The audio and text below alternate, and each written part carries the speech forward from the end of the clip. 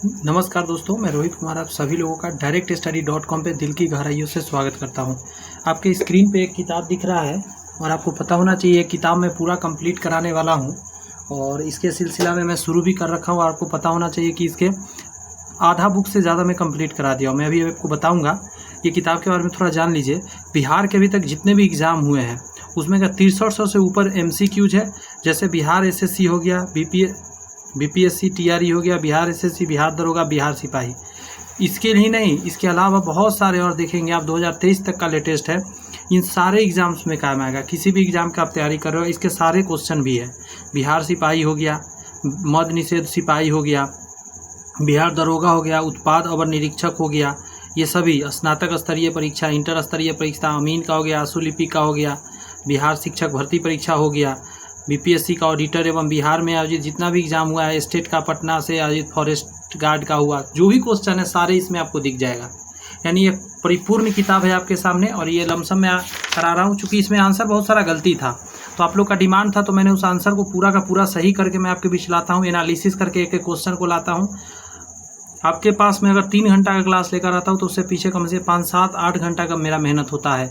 तो आप एकदम बढ़िया से इसका तैयारी कर सकते हैं। मैं आपको कुछ बता देना चाहता हूँ, शायद आपको ना जानकारी हो तो आपके एवज में छूट जाए, लेकिन छूटना नहीं चाहिए। बिहार का सामान्य अध्ययन को मैंने कराया था क्लास फर्स्ट में, आप जाके देख सकते हैं। नीचे से मैंने शुरू किया था इस बुक का।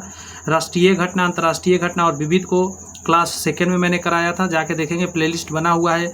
और लूसेंट और GK GS, किरण और लूसेंट के एक जगह ही बना हुआ है, उसी में आपको मिलेगा। अभी लूसेंट को थोड़ा कम करा रहे हैं, इसको पूरा कंप्लीट करा के फिर लूसेंट पे भी ध्यान देंगे। आगे आपका पुस्तक एवं लेखक की बात करिएगा। महत्वपूर्ण दशक, वर्ष एवं दिवस, संयुक्त राष्ट्र संघ, अन्य अंतर्राष्ट्रीय एवं राष्ट्रीय संगठन हो गया, खेल कूद हो गया। ये क्लास थर्ड में हमने करा दिया था एक साथ पूरा का पूरा। उसके बाद क्लास फोर्थ में आप देखेंगे तो कंप्यूटर तथा सूचना प्रौद्योगिकी, आविष्कार एवं आविष्कारक, विज्ञान एवं प्रौद्योगिकी, पुरस्कार एवं सम्मान, ये पूरा हमने क्लास फोर्थ में करा था। और क्लास फिफ्थ और क्लास 6 2 क्लास लगा था आपको। जीव विज्ञान मैंने कंप्लीट कराया। उसके बाद रसायन विज्ञान में आपका क्लास नंबर 7वां आया था। और उसके बाद फिजिक्स मैंने कराया 7वां और एक 8वां क्लास में। एक ही क्लास में मैं टोटल कराया हूँ, ये भी और ये भी, ठीक है। तो 8 क्लास हो गया। 9वां क्लास आज ये कंप्लीट मैं आपके बीच रखूँगा। आज के क्लास में आप पूरा का पूरा इकोनॉमिक्स पढ़ेंगे, पूरा का पूरा, समझे। ये क्लास 9वां है। 9th क्लास में जो भी टाइम लगेगा मैं टोटल का टोटल, इसका क्वेश्चन कितना आप इसके सामने देख सकते हैं। यहाँ पे 480 क्वेश्चन है आज आप क्लास में पढ़ेंगे। पूरा एनालिसिस करके लाया। बहुत सारे आंसर गलत भी थे इस किताब में, मैंने सही कर दिया है।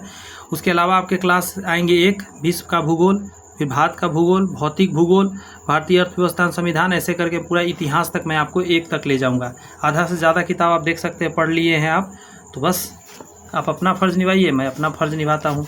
अब चाहे आपका अच्छा लगे सेशन तो क्या बोल रहे हैं, चैनल को सब्सक्राइब करके बेल आइकन आपका दिल करे तो आप प्रेस कर सकते हैं।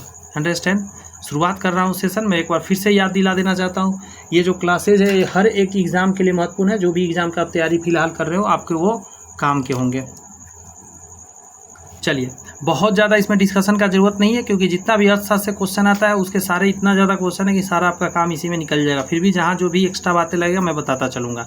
हर एक क्वेश्चन का मैंने एनालिसिस पहले करा है 2-2, 3-3 बार अच्छे से, 2-2, 3-3 जगह बुक से, साइट से मिलाकर आपके बीच आया हो कि ताकि गलती आपके बीच ना आ पाए।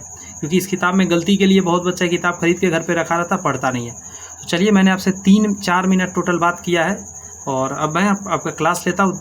जितना जल्दी कोशिश करूँगा कंप्लीट करूँ, कम समय में एकदम ज़्यादा कंटेंट का मेरा वादा रहता है।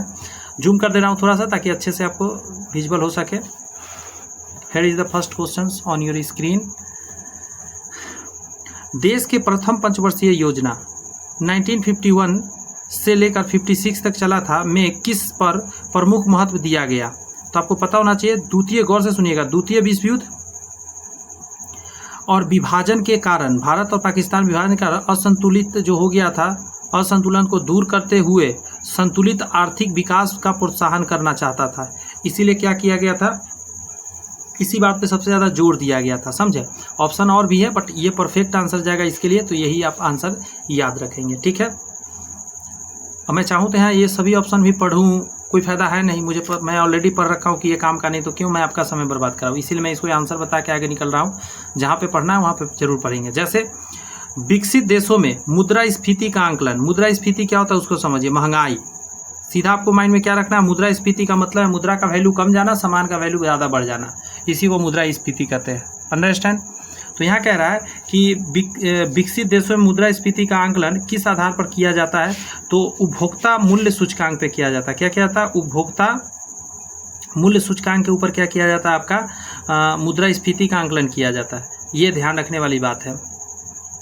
अब ये क्या होता है उपभोक्ता मूल्य सूचकांक, तो जो रेट पर उपभोक्ता खरीदता है उसका गणना करके मुद्रास्फीति तैयार किया जाता है, गणना किया जाता है।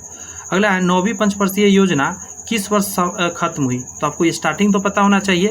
1997 में आपका था 9वीं पंचवर्षीय योजना, ठीक है, और 2002 तक ये चला था। आपको इसको थोड़ा सा याद रखना है। मेरा दिल कह रहा है कि हाँ मैं आपको पंचवर्षीय योजना थोड़ा सा बता दूँ, थोड़ा फटाफट देख लीजिएगा। पहला जो चला था 1951 से लेकर 1956 तक चला था। उसके बाद 1956 से चला था, ये पहला था। दूसरा 1956 से चला था 1961 तक चला था, ये दूसरा था। उसके बाद 1961 से लेकर 5 साल जोड़िएगा 1966 हो जाएगा, ठीक है, ये तीसरा हो गया। उसके बाद यहाँ पे 1966 से लेकर 1969 तक, ये 3 वर्ष का योजना अवकाश था। योजना अवकाश मतलब पंचवर्षीय योजना ये 3 साल तक नहीं चला था। अंडरस्टैंड, याद रखिएगा। आगे आते हैं, 3 साल खत्म। उसका 1969 से जब जोड़िएगा तो कितना हो जाएगा, 1974 आ जाएगा। फिर 19 ये कितना नंबर का है, चौथा नंबर है। 1974 से ध्यान रखिएगा 1979 नहीं, 4 साल ही चला था ये। हुआ क्या था कि पंचवर्षीय योजना में 4 साल ही चल पाया था ये जो पंचवर्षीय योजना था। कारण क्या हुआ था, मोरारजी देसाई का सरकार बन गया था, इंदिरा गांधी हट गई थी और पहली बार गैर कांग्रेसी सरकार बना था देश में। उन्होंने इसी वजह से क्या हुआ कि काम खराब हो गया। उन्होंने कहा कि मैं पंचवर्षीय योजना यहीं पे स्टॉप करता हूँ, इसको मैं आगे कंटिन्यू नहीं करूँगा। इन्होंने क्या करा, 2 साल तक 1978 से लेकर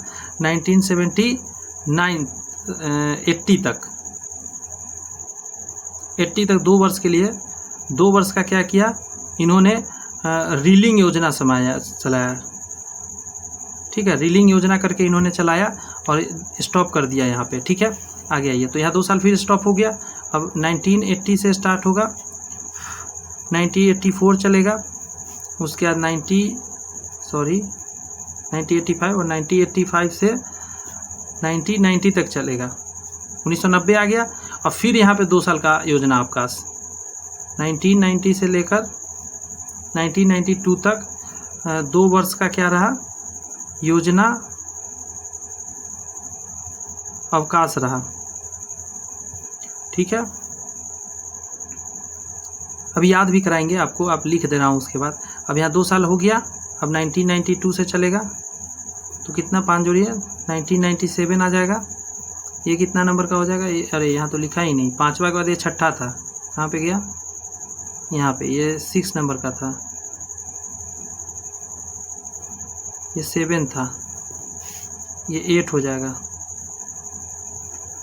उसके बाद 1997 से 2002 तक चला, ये हो गया 9वां। यही ना अभी क्वेश्चन था हम लोग का, ठीक है, 1997 से 2000 तक। उसके बाद 2000 से 2007 तक चलेगा, ये 10वां होगा। 2007 से 2012 तक ये 11वां होगा। 2012 से 2017 तक ये 12 नंबर का होगा। क्लियर है बातें? सुनिएगा, एक चीज़ समझिएगा, ऐसा क्या रीज़न था। यहाँ पे तो मैंने आपको बता दिया, यहाँ तो बताया ही नहीं। यहाँ 3 कांड हो गया था, समझे, पहला हुआ, दूसरा हुआ, तीसरा हुआ, थर्ड में 3 कांड हुआ। पहला 1962 में क्या हुआ, चीन के साथ युद्ध हुआ।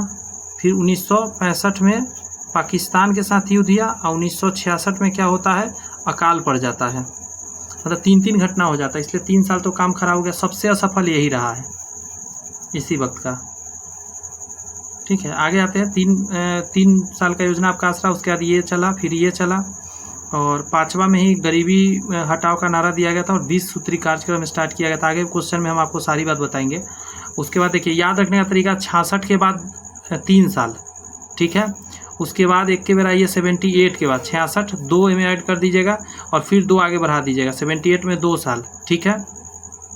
66 में 2 जोड़िएगा 78 आएगा, मतलब मन में ये जोड़ना इधर में, ऐसा नहीं 10 है ऐसा करके नहीं जोड़ना है, मतलब 6 में 2 जोड़ेंगे तो 66 तो 68 मतलब 78 हो गया। 78 2 प्लस करके इधर आया तो फिर 2 साल इसमें प्लस करेंगे, 2 साल तक के खाली चलेगा। उसके बाद फिर आपका आगे बढ़ेगा 2 पंचवर्षीय योजना बीच में आएगा, फिर 90 के बाद 2 साल फिर गड़बड़ हो गया। इस समय क्या हुआ था आपको पता होना चाहिए, LPG आया था, लिबरलाइजेशन, प्राइवेटाइजेशन, ग्लोबलाइजेशन जो बोलते हैं, उदारीकरण, निजीकरण और वैश्वीकरण, ये 3 आया था 1991 में, न्यू आर्थिक नीति आया था, ठीक है 1991 में। तो यहाँ 2 साल फिर योजना अवकाश रहा, उसके बाद फिर ये रहा, फिर ये रहा, फिर ये रहा, फिर ये रहा, फिर ये रहा, ठीक है। तो इस तरह का टोटल रहा। आई थिंक आपको बहुत सारी बात माइंड में आया होगा। चलिए अब शुरू करते हैं। अब थोड़ा सा इतना बताने के बाद कहीं कहीं आएगा ना योजना, मतलब पंचवर्षीय योजना, तो आपको अच्छा रहेगा, थोड़ा सा माइंड में कवर अप रहेगा कि हाँ ऐसा हो रहा है। आगे है योजना आयोग का पदेन अध्यक्ष कौन होता है, तो प्रधानमंत्री होता है। पदेन अध्यक्ष का मतलब होता है कि कोई व्यक्ति उस पद पे आएगा वो खुद ही अध्यक्ष बन जाएगा, उसको बनाने का जरूरत नहीं है। पदेन अध्यक्ष उसी को बोलते हैं, तो प्रधानमंत्री होता है। अभी भी ये बना कब था, तो ये बना था आपका 15 कितना था, मार्च था ना, 15 मार्च 1950 को बना था। उसके बाद नीति आयोग एक बनाया गया है इसी को ख़त्म करके, तो 1 जनवरी 2015 से, ठीक है। इसमें भी प्रधानमंत्री ही मेन हेड होता है। आगे बढ़ते हैं। यहाँ कह रहा है कि ये तो समझा दिया मैंने, मुद्रास्फीति यानी इन्फ्लेशन मतलब महंगाई बढ़ना के समय कौन सा वर्ग लाभान्वित होता है, तो व्यापारी, क्योंकि महंगा सामान हो गया तो खूब फायदा में रहेगा वो। योजना आयोग कब गठित हुआ था, तो 1950, मैंने अभी बताया आपको 1950 में बना था योजना आयोग। आगे आपका क्वेश्चन, निम्नलिखित में किस अवधि में 5वीं, देखिए 5वीं पंचवर्षीय योजना लागू नहीं की जा सकी थी। तो 5वीं पंचवर्षीय योजना 1 अप्रैल 1978 से लेकर 31 मार्च 1979 तक ये लागू नहीं हो पाया था, ठीक है। 2 साल तक यह क्लैश कर गया था।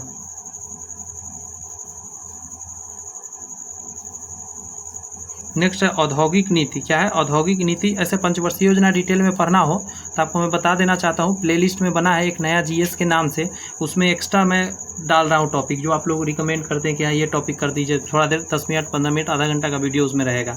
उसमें मैंने अभी एक वीडियो अपलोड करा है, वही पंचवर्षीय योजना फुल डिटेल थ्योरी लुसेंट से मैंने करा दिया है, आप वहाँ से जाके पढ़ सकते हैं उसको। अगला कह रहा है औद्योगिक नीति प्रस्ताव, यानी 1956 में जोर दिया गया था तो सार्वजनिक क्षेत्र के महत्व पर, क्योंकि औद्योगिक नीति प्रस्ताव जब 1956 में आया था तो सार्वजनिक क्षेत्र का जो महत्व है बहुत ज़्यादा दिया गया था, समझे। कारण क्या था, द्वितीय पंचवर्षीय योजना स्टार्टिंग होने वाला था, प्रथम पंचवर्षीय योजना तो 56 में कंप्लीट हो गया था। तो होता क्या है ना कि प्रथम में कृषि पर बहुत जोर दिया गया था, और आपको मैंने ऑलरेडी बता दिया है हेरोल्ड डोमर मॉडल लगाया गया था। दूसरा महालनोबिस पर था, PC महालनोबिस, तो ये उसी में था, सेकेंड में ये आने वाला था। 56 खत्म होकर अगला स्टार्ट हो रहा था, इसलिए औद्योगिक नीति पर बहुत ज़्यादा जोर दिया गया था, सार्वजनिक क्षेत्र पर। आगे बढ़ें, समझ में आ रही है ना बातें। थोड़ा हार्ड टर्म यूज होगा अर्थशास्त्र में, इकोनॉमिक्स में, लेकिन क्लियर रहेगा, आंसर बहुत चीज़ आप दे पाएंगे। और यहाँ से क्वेश्चन पूछा जाता है गजब गजब। मुद्रा और वित्त का रिपोर्ट प्रकाशित है, प्रत्येक वर्ष होता है, तो 1 वर्ष पर होता है, यहाँ पर होता है 1 वर्ष पर प्रकाशित होता है पैसा का रिपोर्ट।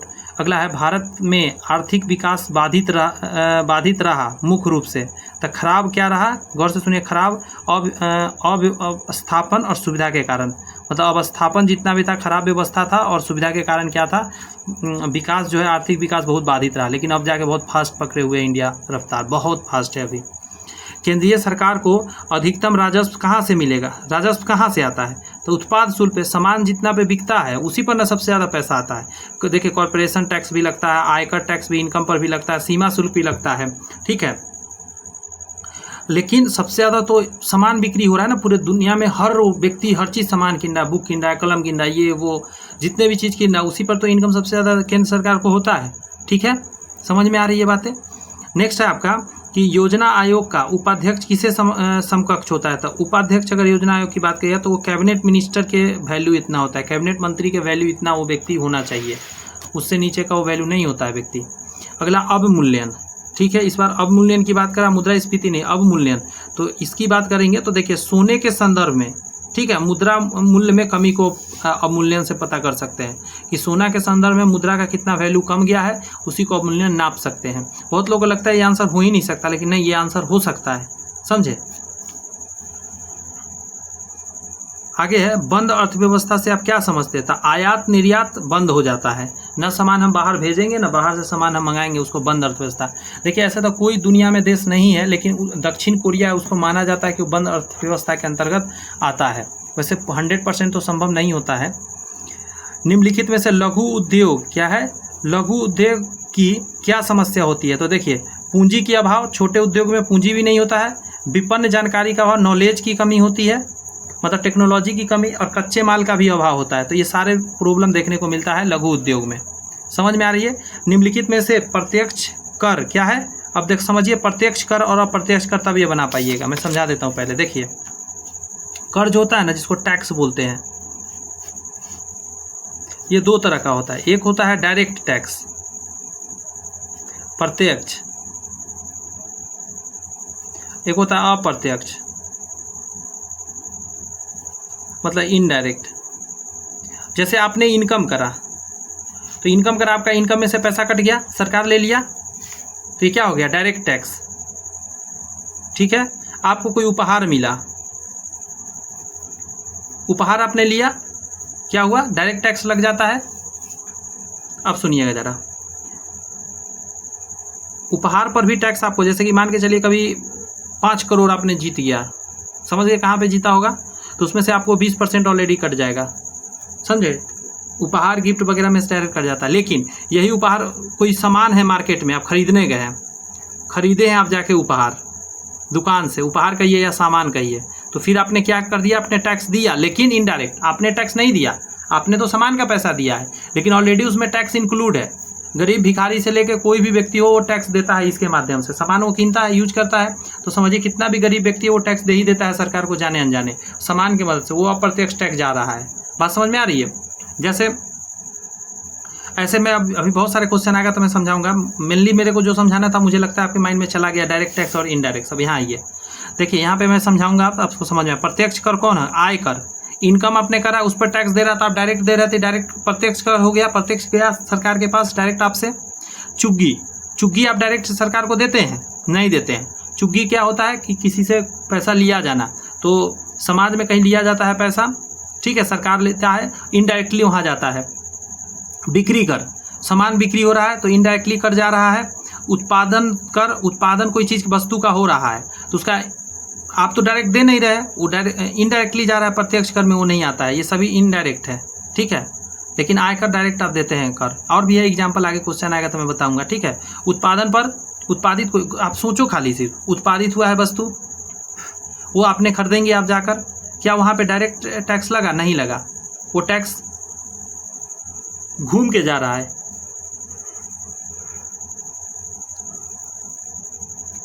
भारतीय स्टेट बैंक के अनुषंगी बैंकों की संख्या कितनी है? तो भारतीय स्टेट बैंक का बात किया, अनुषंगी बैंकों की संख्या 7 है टोटल, ठीक है, इसके साथ चलने वाला। आगे है CENVAT, CAN, central value added tax, समझे, इसका अलग अलग है। यहाँ तक एक है central value added tax. CENVAT जो है, तो ये इसको बोलते हैं परोक्ष कर की दर होती है। क्या होती है? परोक्ष कर की दर होती है, ये ध्यान रखना होगा आपको। अगला है वंदे मातरम योजना किसके लिए है? तो ये गर्भवती महिलाओं के लिए स्टार्ट किया हुआ है वंदे मातरम योजना।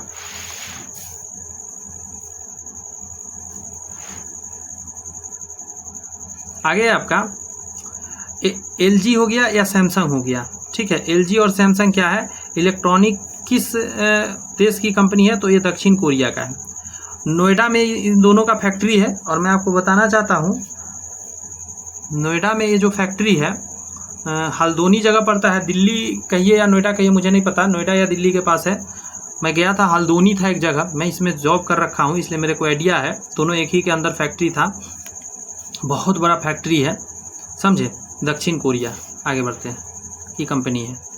निम्न में से कौन अर्थशास्त्री राष्ट्रीय आय पर पुरोगामी कार्य ठीक है, पुरोगामी कार्य किए हैं, तो उनका नाम है BKRB राव। ये याद रखिएगा, स्टार लगा देता हूँ, बहुत इंपॉर्टेंट है। इन आदमी भूल जाता है लेकिन याद रखिएगा, अर्थशास्त्री है, ठीक है, अर्थशास्त्री है और ये बहुत अच्छा काम किए क्या चीज़ के ऊपर, तो राष्ट्रीय आय के ऊपर, ठीक है। दादाभाई नौरोजी सब तो थे ही, लेकिन वो पहले थे, लेकिन उनके बाद ये व्यक्ति थे BKRB राव। इन्होंने बहुत कुछ काम किया राष्ट्रीय आय के ऊपर। आगे एकाधिकार का अर्थ क्या होता है, एक बेचने वाला को एकाधिकार बोलते हैं, कि एक ही बेचने वाला है उसको एकाधिकार, खरीदने वाला तो बहुत होता है। अगला है मॉडवेट। अभी आपको एक पीछे देखे थे आप लोग कैनवेट, सॉरी हाँ, कैनवेट का मतलब था सेंट्रल वैल्यू एडेड, यहाँ पे है MODVAT, moderate value added tax, तो उत्पाद के ऊपर लगता है। ये सामान जो उत्पादित होता है ना उसके ऊपर लगता है मॉडरेट। उत्पादित हो रहा है सामान, उस पर टैक्स लग गया, अब वो सामान आप खरीदेंगे तो आप इनडायरेक्टली टैक्स देंगे, इसलिए उत्पाद पे इनडायरेक्टली टैक्स होता है। बिक्री कर, सामान पर इनडायरेक्टली टैक्स, आय कर ये डायरेक्ट टैक्स है। ये सब समझना है थोड़ा सा लॉजिक। अगला ओरल भी क्या है, तब ब्रश बनाता है, टूथ ब्रश, पूछा जाता है इस टाइप के भी क्वेश्चन कभी कदार। भारत की राष्ट्रीय आय का मुख्य स्रोत क्या है, तो कृषि है, कृषि प्रधान देश है, तो कृषि से ही सबसे ज्यादा आ रहा है ना। 1 मिनट,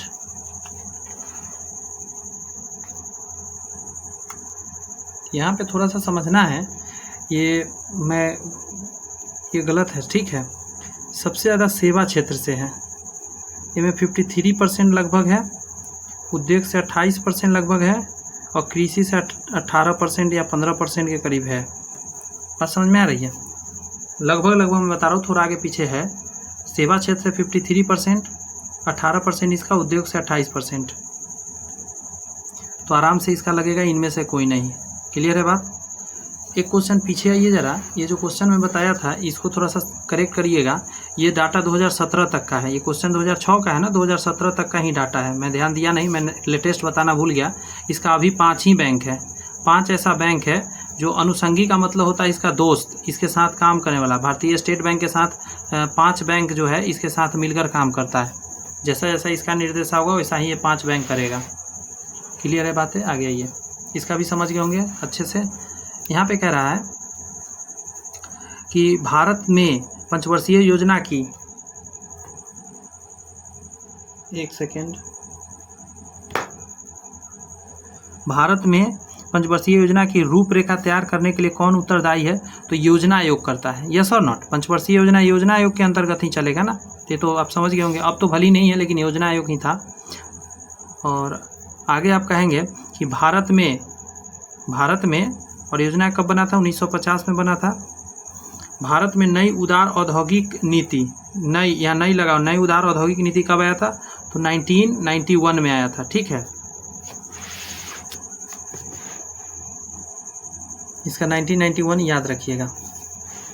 और इसमें LPG जोड़ा गया था, ये भी याद रखिएगा, LPG, लिबरलाइजेशन, प्राइवेटाइजेशन और ग्लोबलाइजेशन, लिबरलाइजेशन, प्राइवेटाइजेशन, ग्लोबलाइजेशन जोड़ा गया था।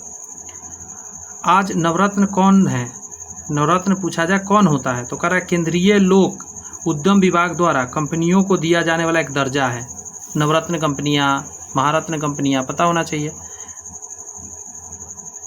आगे आपका मॉडरेट क्या है, कुछ देर पहले बताया ना, मॉडरेटेड वैल्यू एडेड टैक्स, तो उत्पाद शुल्क पर ही लगता है, तो याद रखिएगा इसको, ज़्यादा कुछ तो इस पर मेहनत करना नहीं है।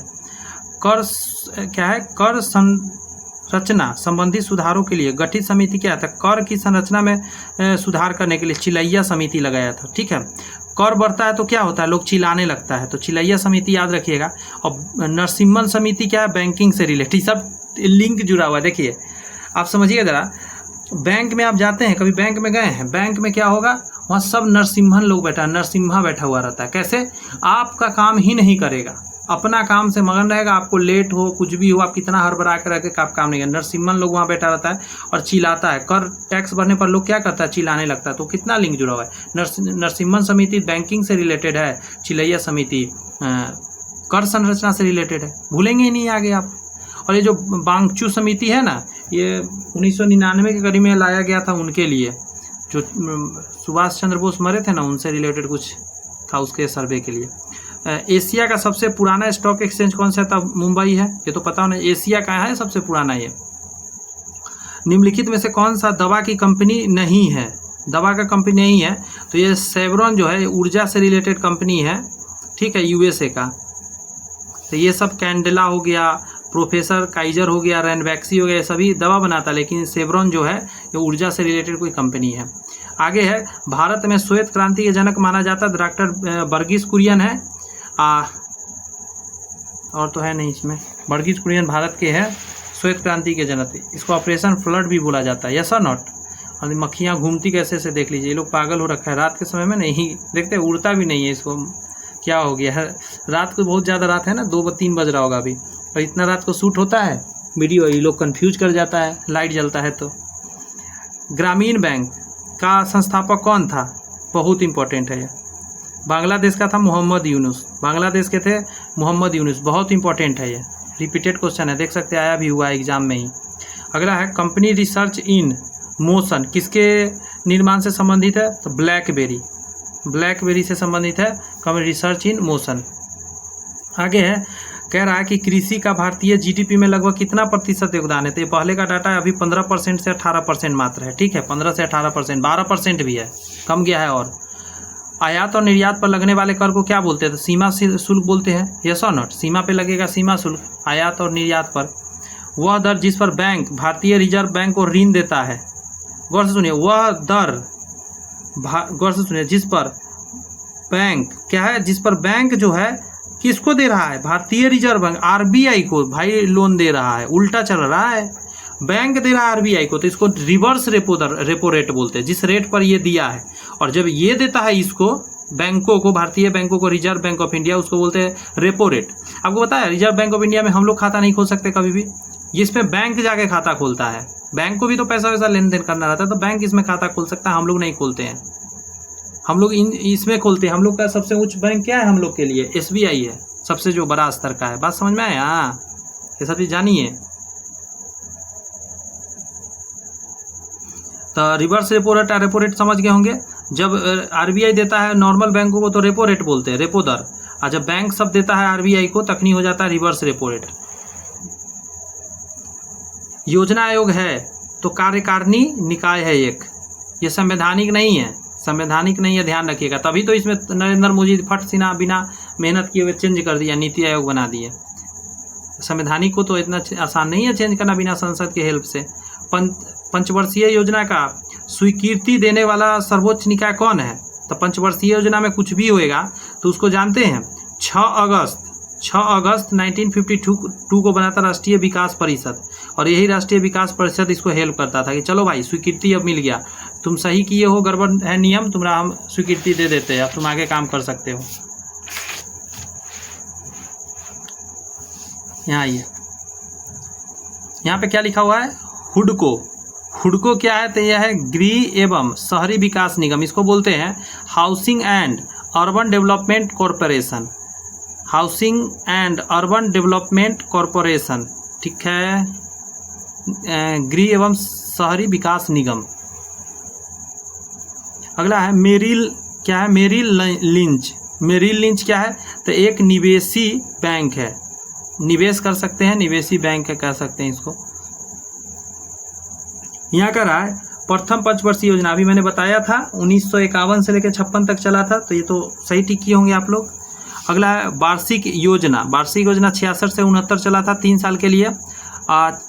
चतुर्थ पंचवर्षीय योजना जो चला था 1969 से 74 तक, और रोलिंग प्लान मैंने बताया था, रोलिंग प्लान मोरारजी देसाई वाला 1978 से 1979 तक। कोई दिक्कत नहीं ना, तो नहीं सर कोई दिक्कत नहीं, ऊपर आ जाइए। सेशन अच्छा लग रहा है तो आप जरूर लाइक करिएगा वीडियो को, चैनल सब्सक्राइब करके बेल आइकन जरूर प्रेस करिएगा, ताकि अगला जो आने वाला है क्लास आपको नोटिफिकेशन मिल जाएगा। देश में सुरक्षा प्रेस द्वारा मुद्रा नोट की प्रिंटिंग के लिए आवश्यक विशेष कागज उत्पादित कहाँ होता है, तो होशंगाबाद में होता है, ये एमपी में है, मध्य प्रदेश में होशंगाबाद है, वहीं पे क्योंकि सबसे ज़्यादा कहाँ पे, देखिए पैसा बहुत छपता है कागज़ के लिए, एकदम क्या कपास से मिक्सअप होकर कागज़ का नोट बनता है, तो कहाँ बनेगा, तो सबसे ज़्यादा जंगल जहाँ पे होगा, ऐसे याद रखिए, एमपी होशंगाबाद। देवास भी है वहीं पे, और देवास में पैसा छपता है, आगे मैं बताऊंगा आपको। माइकर क्या है, माइकर क्रेडिट अथवा गरीबी के साथ बैंकिंग का प्रस्ताव ग्रामीण क्रेडिट के क्षेत्र में अपेक्षाकृत एक नई धारणा है जिसमें से किस देश के साथ यह प्रस्ताव सफलतापूर्वक बंधन हो चुका है, मतलब तो बांग्लादेश के साथ हुआ था, समझे। ये इस पर खाली ध्यान रखिए। Micro credit Bangladesh. अगला है निम्नलिखित में से कौन सा एक अभी रिजर्व बैंक ऑफ इंडिया का गवर्नर नहीं रहा है, मतलब कौन नहीं रहा है, तो ये जो टिक लगा हुआ है ये कभी नहीं रहे हैं। बिमल जलान रहे हुए हैं, सी रंगराजन रहे हुए हैं, डी सुब्बाराव रहे हुए हैं, पैसा पर इन लोग का पैसा पर सिग्नेचर आता था। अरुण राज चौधरी नहीं रहे हुए हैं। आगे है वाक्यांश जस्ट डू इट। ये नाइकी का क्या है, जो ऐसे सही का चिन्ह रहता है ना नाइकी, उसी का ये लोगो है, मतलब उसका क्या है, एक वाक्य है। EMI का फुल फॉर्म जानते हैं? इक्वेटेड, इक्वल नहीं, इक्वेटेड, ये इक्वेटेड मंथली इंस्टॉलमेंट होता है, इक्वेटेड मंथली इंस्टॉलमेंट। आगे बढ़े क्या? आगे है निम्नलिखित में से कौन सा प्रत्यक्ष कर, क्या प्रत्यक्ष कर का उदाहरण नहीं है? सुनिएगा, आय कर डायरेक्ट हम लोग देते हैं, संपत्ति पर टैक्स डायरेक्ट देते हैं, उपहार पर टैक्स डायरेक्ट देते हैं, लेकिन बिक्री कर, सामान कोई खरीदते हैं तो उस पर डायरेक्ट टैक्स देते हैं नहीं, सामान जो बेच रहा है वो देता है टैक्स। UTI बैंक वर्तमान में किस नाम से जाना जाता है? UTI बैंक जो था उसका अब एक्सिस बैंक नाम पड़ गया है, UTI बैंक का, प्राइवेट बैंक है, निजी बैंक। जीविका क्या है? तो एक ग्रामीण रोजगार योजना है। क्लियर है? अगला है 1 रुपये का नोट, बहुत इंपॉर्टेंट है। 1 रुपये का नोट हो गया और इसका सिक्का हो गया, ये जारी करता है वित्त मंत्रालय, और भारत सरकार भी है। तो अगर इन दोनों में से कोई एक ऑप्शन आएगा तो टिक कर दीजिएगा, दोनों रहेगा तो वित्त मंत्रालय को टिक करिएगा, क्योंकि भारत सरकार का वित्त मंत्रालय ये काम करता है। आगे है वैश्वीकरण, मतलब ग्लोबलाइजेशन से भारत का कौन सा क्षेत्र सबसे कम प्रभावित होता है? तो कृषि क्षेत्र, क्योंकि खनन में, औद्योगिक में, परिवहन में खूब सारा इसमें डेवलपमेंट आता है। अगला 11वीं पंचवर्षीय योजना किसके द्वारा तैयार किया गया मॉडल है? तो 11वीं पंचवर्षीय योजना जो है सी रंगराजन द्वारा तैयार किया गया था। ठीक है, 11वीं पंचवर्षीय योजना जो है सी रंगराजन द्वारा, प्रणब मुखर्जी WS ने नहीं, सी रंगराजन द्वारा किया गया था।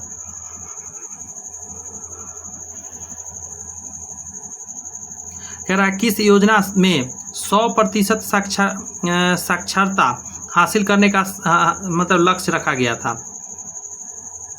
तो 12वीं पंचवर्षीय योजना में कहा गया था कि हम 100% साक्षर कर देंगे, समझे। 11वीं तो कहा कि भाई किस मॉडल पे, तो सी रंगराजन मॉडल, समझे। याद रखने का टेक्निक बताऊं इसको, ये भूल सकते हैं आप लेकिन याद रहेगा। रंगराजन मतलब रंग है ना, तो कलर हम लोग करते तब पेंसिल से करते हैं। तो 11 में देखिए 2 गो पेंसिल आता है, 11 कैसे लिखते हैं? 1 पेंसिल 2 पेंसिल, पेंसिल का शेप बनता है, याद रखिएगा। अगला है 12वीं पंचवर्षीय 100%, ये भी ट्रिक से बता देता हूँ। देखिए 100% साक्षरता किस में रखा जाता है?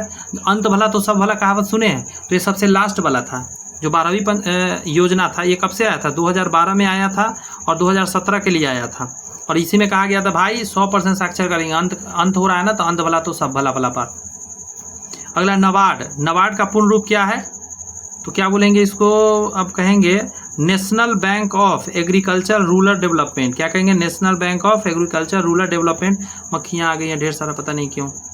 12 जुलाई 1982 क्या है? 12 जुलाई 1982 को ये बना था, ये नबार्ड। इसका फुल फॉर्म तो है national bank of agriculture rural development. कोई दिक्कत नहीं, ये डेट याद रख सकते हैं आप। 12 जुलाई 1982 को नबार्ड बना था।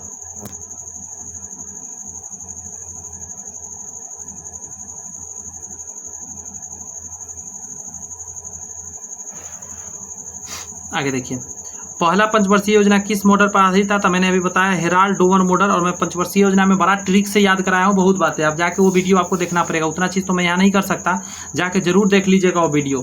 व्यूज कम है उससे मतलब नहीं है, पावर होना चाहिए कि याद करा दे आपको, तो उस वीडियो में पावर है। मेरे कोई भी वीडियो में यही सब रहता है, बहुत ऐसी बातें मैं डायरेक्ट, जैसे इसमें एक रॉड लगा है, रॉड पहला बार रॉड, बाद में इस्पात। जाके देखिएगा मैंने कौन ट्रिक दिया है। दूसरी पंचवर्षीय योजना में उद्योग पर, धंधा पर ध्यान दिया गया था। वो महान लोबिस पर, हेरोल्ड डोमर महान लोबिस, ये महान लोबिस है दूसरा नंबर, और ये हेरोल्ड डोमर जो था फर्स्ट वाला था। आगे आइए, इसमें से कौन प्राथमिक क्षेत्र से संबंधित है? तो बैंकिंग है, सॉरी बैंकिंग कैसे, ये तो सेवा क्षेत्र है, ये तो तृतीय है। सेवा क्षेत्र जो होता है तृतीय होता है। वन हो गया प्राथमिक क्षेत्र, कृषि प्राथमिक क्षेत्र, खनन भी प्राथमिक क्षेत्र में आता है। बैंकिंग हो जाता है तृतीय क्षेत्र, याद रखिएगा। जितने उद्योग धंधा होते हैं वो द्वितीय क्षेत्र में आते हैं। डैश की आवश्यकता, खातों का उपयोग, बिलों का भुगतान और एक खाते से दूसरे खाते में धन स्थानांतरण में होता है। तो केंद्रीय कंप्यूटर से जुड़ी हुई बैंकिंग व्यवस्था ऑनलाइन बैंकिंग में होता है कि नहीं होता है ऑनलाइन बैंकिंग में। आगे आपका LIC, life insurance corporation, full form है 1 सितंबर 1956 को बना था। एग्जाम में पूछा हुआ था इसलिए मैंने लिख दिया। एग्जाम में पूछा हुआ इसका कब स्टार्ट हुआ था, 1 सितंबर 1956 को। थोड़ा ज़्यादा ऊपर हो गया। अगला है मनरेगा। मनरेगा को समझिए अच्छा से। मनरेगा का जो खर्च केंद्र और राज्य के बीच में अनुपात होता है, तो केंद्र सरकार देता है 90 रुपया उसमें, 90% और 10% देता है राज्य सरकार। ये मनरेगा के अंतर्गत। एक होता है मनरेगा, और आगे एक बताऊंगा नरेगा से मनरेगा बना था, ठीक है, वो सब डिटेल है, क्वेश्चन आगे सब कर देंगे। निम्नलिखित पंचवर्षीय योजना में कौन सा योजना अनावृष्टि को 2 युद्धों को प्रभाव में झेला था? तीसरी पंचवर्षीय योजना सबसे असफल रहा था, बताया। एक 2 युद्ध और एक अनावृष्टि मतलब अकाल तीसरी पंचवर्षीय योजना में हो गया था। 14वें वित्त आयोग के अध्यक्ष कौन थे? तो IV रेड्डी थे। IV रेड्डी 14वें वित्त आयोग के अध्यक्ष थे। आगे कह रहा है निम्नलिखित में से कौन राजकोषीय नीति का एक घटक नहीं है? राजकोषीय नीति का घटक नहीं है तो व्यापार नीति, ठीक है। देखिए, काराधन नीति हो गया, सार्वजनिक ऋण नीति हो गया, सार्वजनिक व्यय नीति हो गया, ये सभी राजकोषीय नीति का एक घटक है, लेकिन व्यापार नीति राजकोषीय घटक का नीति नहीं है। अगला क्वेश्चन है कि भारत में जीनेटिक के रूप में परिवर्तित किए फसल को व्यापारिक रूप से उत्पादन के लिए अनुशंसित किया गया, तो BT कॉटन। सबसे पहले BT कॉटन के ही कहा गया कि चलो भाई, अनुवांशिकली चेंज कर दिया गया इसमें उत्पादन बढ़ाने के लिए, और इसका मान्यता भी दिया गया। नीति आयोग का प्रारंभ कब हुआ था? तो 1 जनवरी 2015 को हुआ था। ये तो मैं कई बार बता दिया, नीति आयोग। अगला है रिजर्व बैंक ऑफ इंडिया का प्रथम राज्यपाल गवर्नर कौन थे? तो उनका नाम था DC देशमुख। देशमुख जी थे तो राज्यपाल पहले बने थे, गवर्नर बने थे क्या चीज़ के? बैंक ऑफ इंडिया के। अगला आपका कि वह विद्यार्थी जिसने रुपीज का साइन डिजाइन किया था वह पढ़ रहा था IIT बम्बे, का नाम था उदय कुमार, ठीक है, याद रखिएगा, तमिलनाडु का बंदा है। नेक्स्ट आपका बैंक नोट प्रेस कहाँ स्थित है? तो देवास में है। देवास में है, मध्य प्रदेश में बैंक नोट प्रेस है यहाँ पे। आगे है आपका UK ब्रिटेन का शेयर मूल्यांक सूचकांक का नाम क्या है? FTSE 100 है, ठीक है, FTSE 100 है। ये कहाँ का? ब्रिटेन का है। फेमस है इसलिए इसका पूछ देता है, इंटरनेशनली बहुत चलते रहता है नाम इसका। किस बैंक ने अपने कर्मचारी को घर से ही कहा कि भाई अब सर्वर का यूज कर सकते हैं? तो ICICI बैंक ने कहा था। ICICI भी होगा, ICICI बैंक ने कहा था। अगला है किसने सरकार को 1950 में सर्वोदय योजना, तो ये जयप्रकाश नारायण पेश किए थे। इनसे जुड़े हुए थे विनोबा भावे भी, लेकिन पेश किए थे जयप्रकाश नारायण। निम्नलिखित में से कौन सा किसी देश के व्यक्तियों की आय विषमता ज्ञात करती है? तो लॉरेंज वक्र, समझ गए, व्यक्ति की आय में विषमता है तो कौन? लॉरेंज वक्र इसका बताएगा, ठीक है, याद रखिएगा। यहाँ पे है कि किस वर्ष के बजट में GST की पहली बार बात हुआ था? 2006 से 7 में, और 2017 में GST लागू भी किया गया था। 2017 में 1 जुलाई 2017 को लागू भी किया गया था। GST का चर्चा 100 कितना में है? अनुच्छेद 110 में है। अगला है राष्ट्रीयकरण। क्या है? राष्ट्रीयकरण से पहले स्टेट बैंक ऑफ इंडिया का नाम क्या था? इंपीरियल बैंक ऑफ इंडिया, जो कि 1921 में बना था, इंपीरियल बैंक ऑफ इंडिया। और 1935 चल रहा होगा तो SBI बना था, ये ध्यान रखिएगा। 1935 में है वो SBI का है, कंफ्यूज नहीं होना है। अगला है हम इस पंचवर्षीय योजना में है, तो जब ये क्वेश्चन आया था उस समय कौन सा 12वीं चल रहा था? फिलहाल तो अब नहीं चलता है पंचवर्षीय योजना। भारत में हेरोड डोमर मॉडल, तो ये क्या था? प्रथम पंचवर्षीय योजना में चल रहा था। कितना आसानी से आंसर लग रहा है।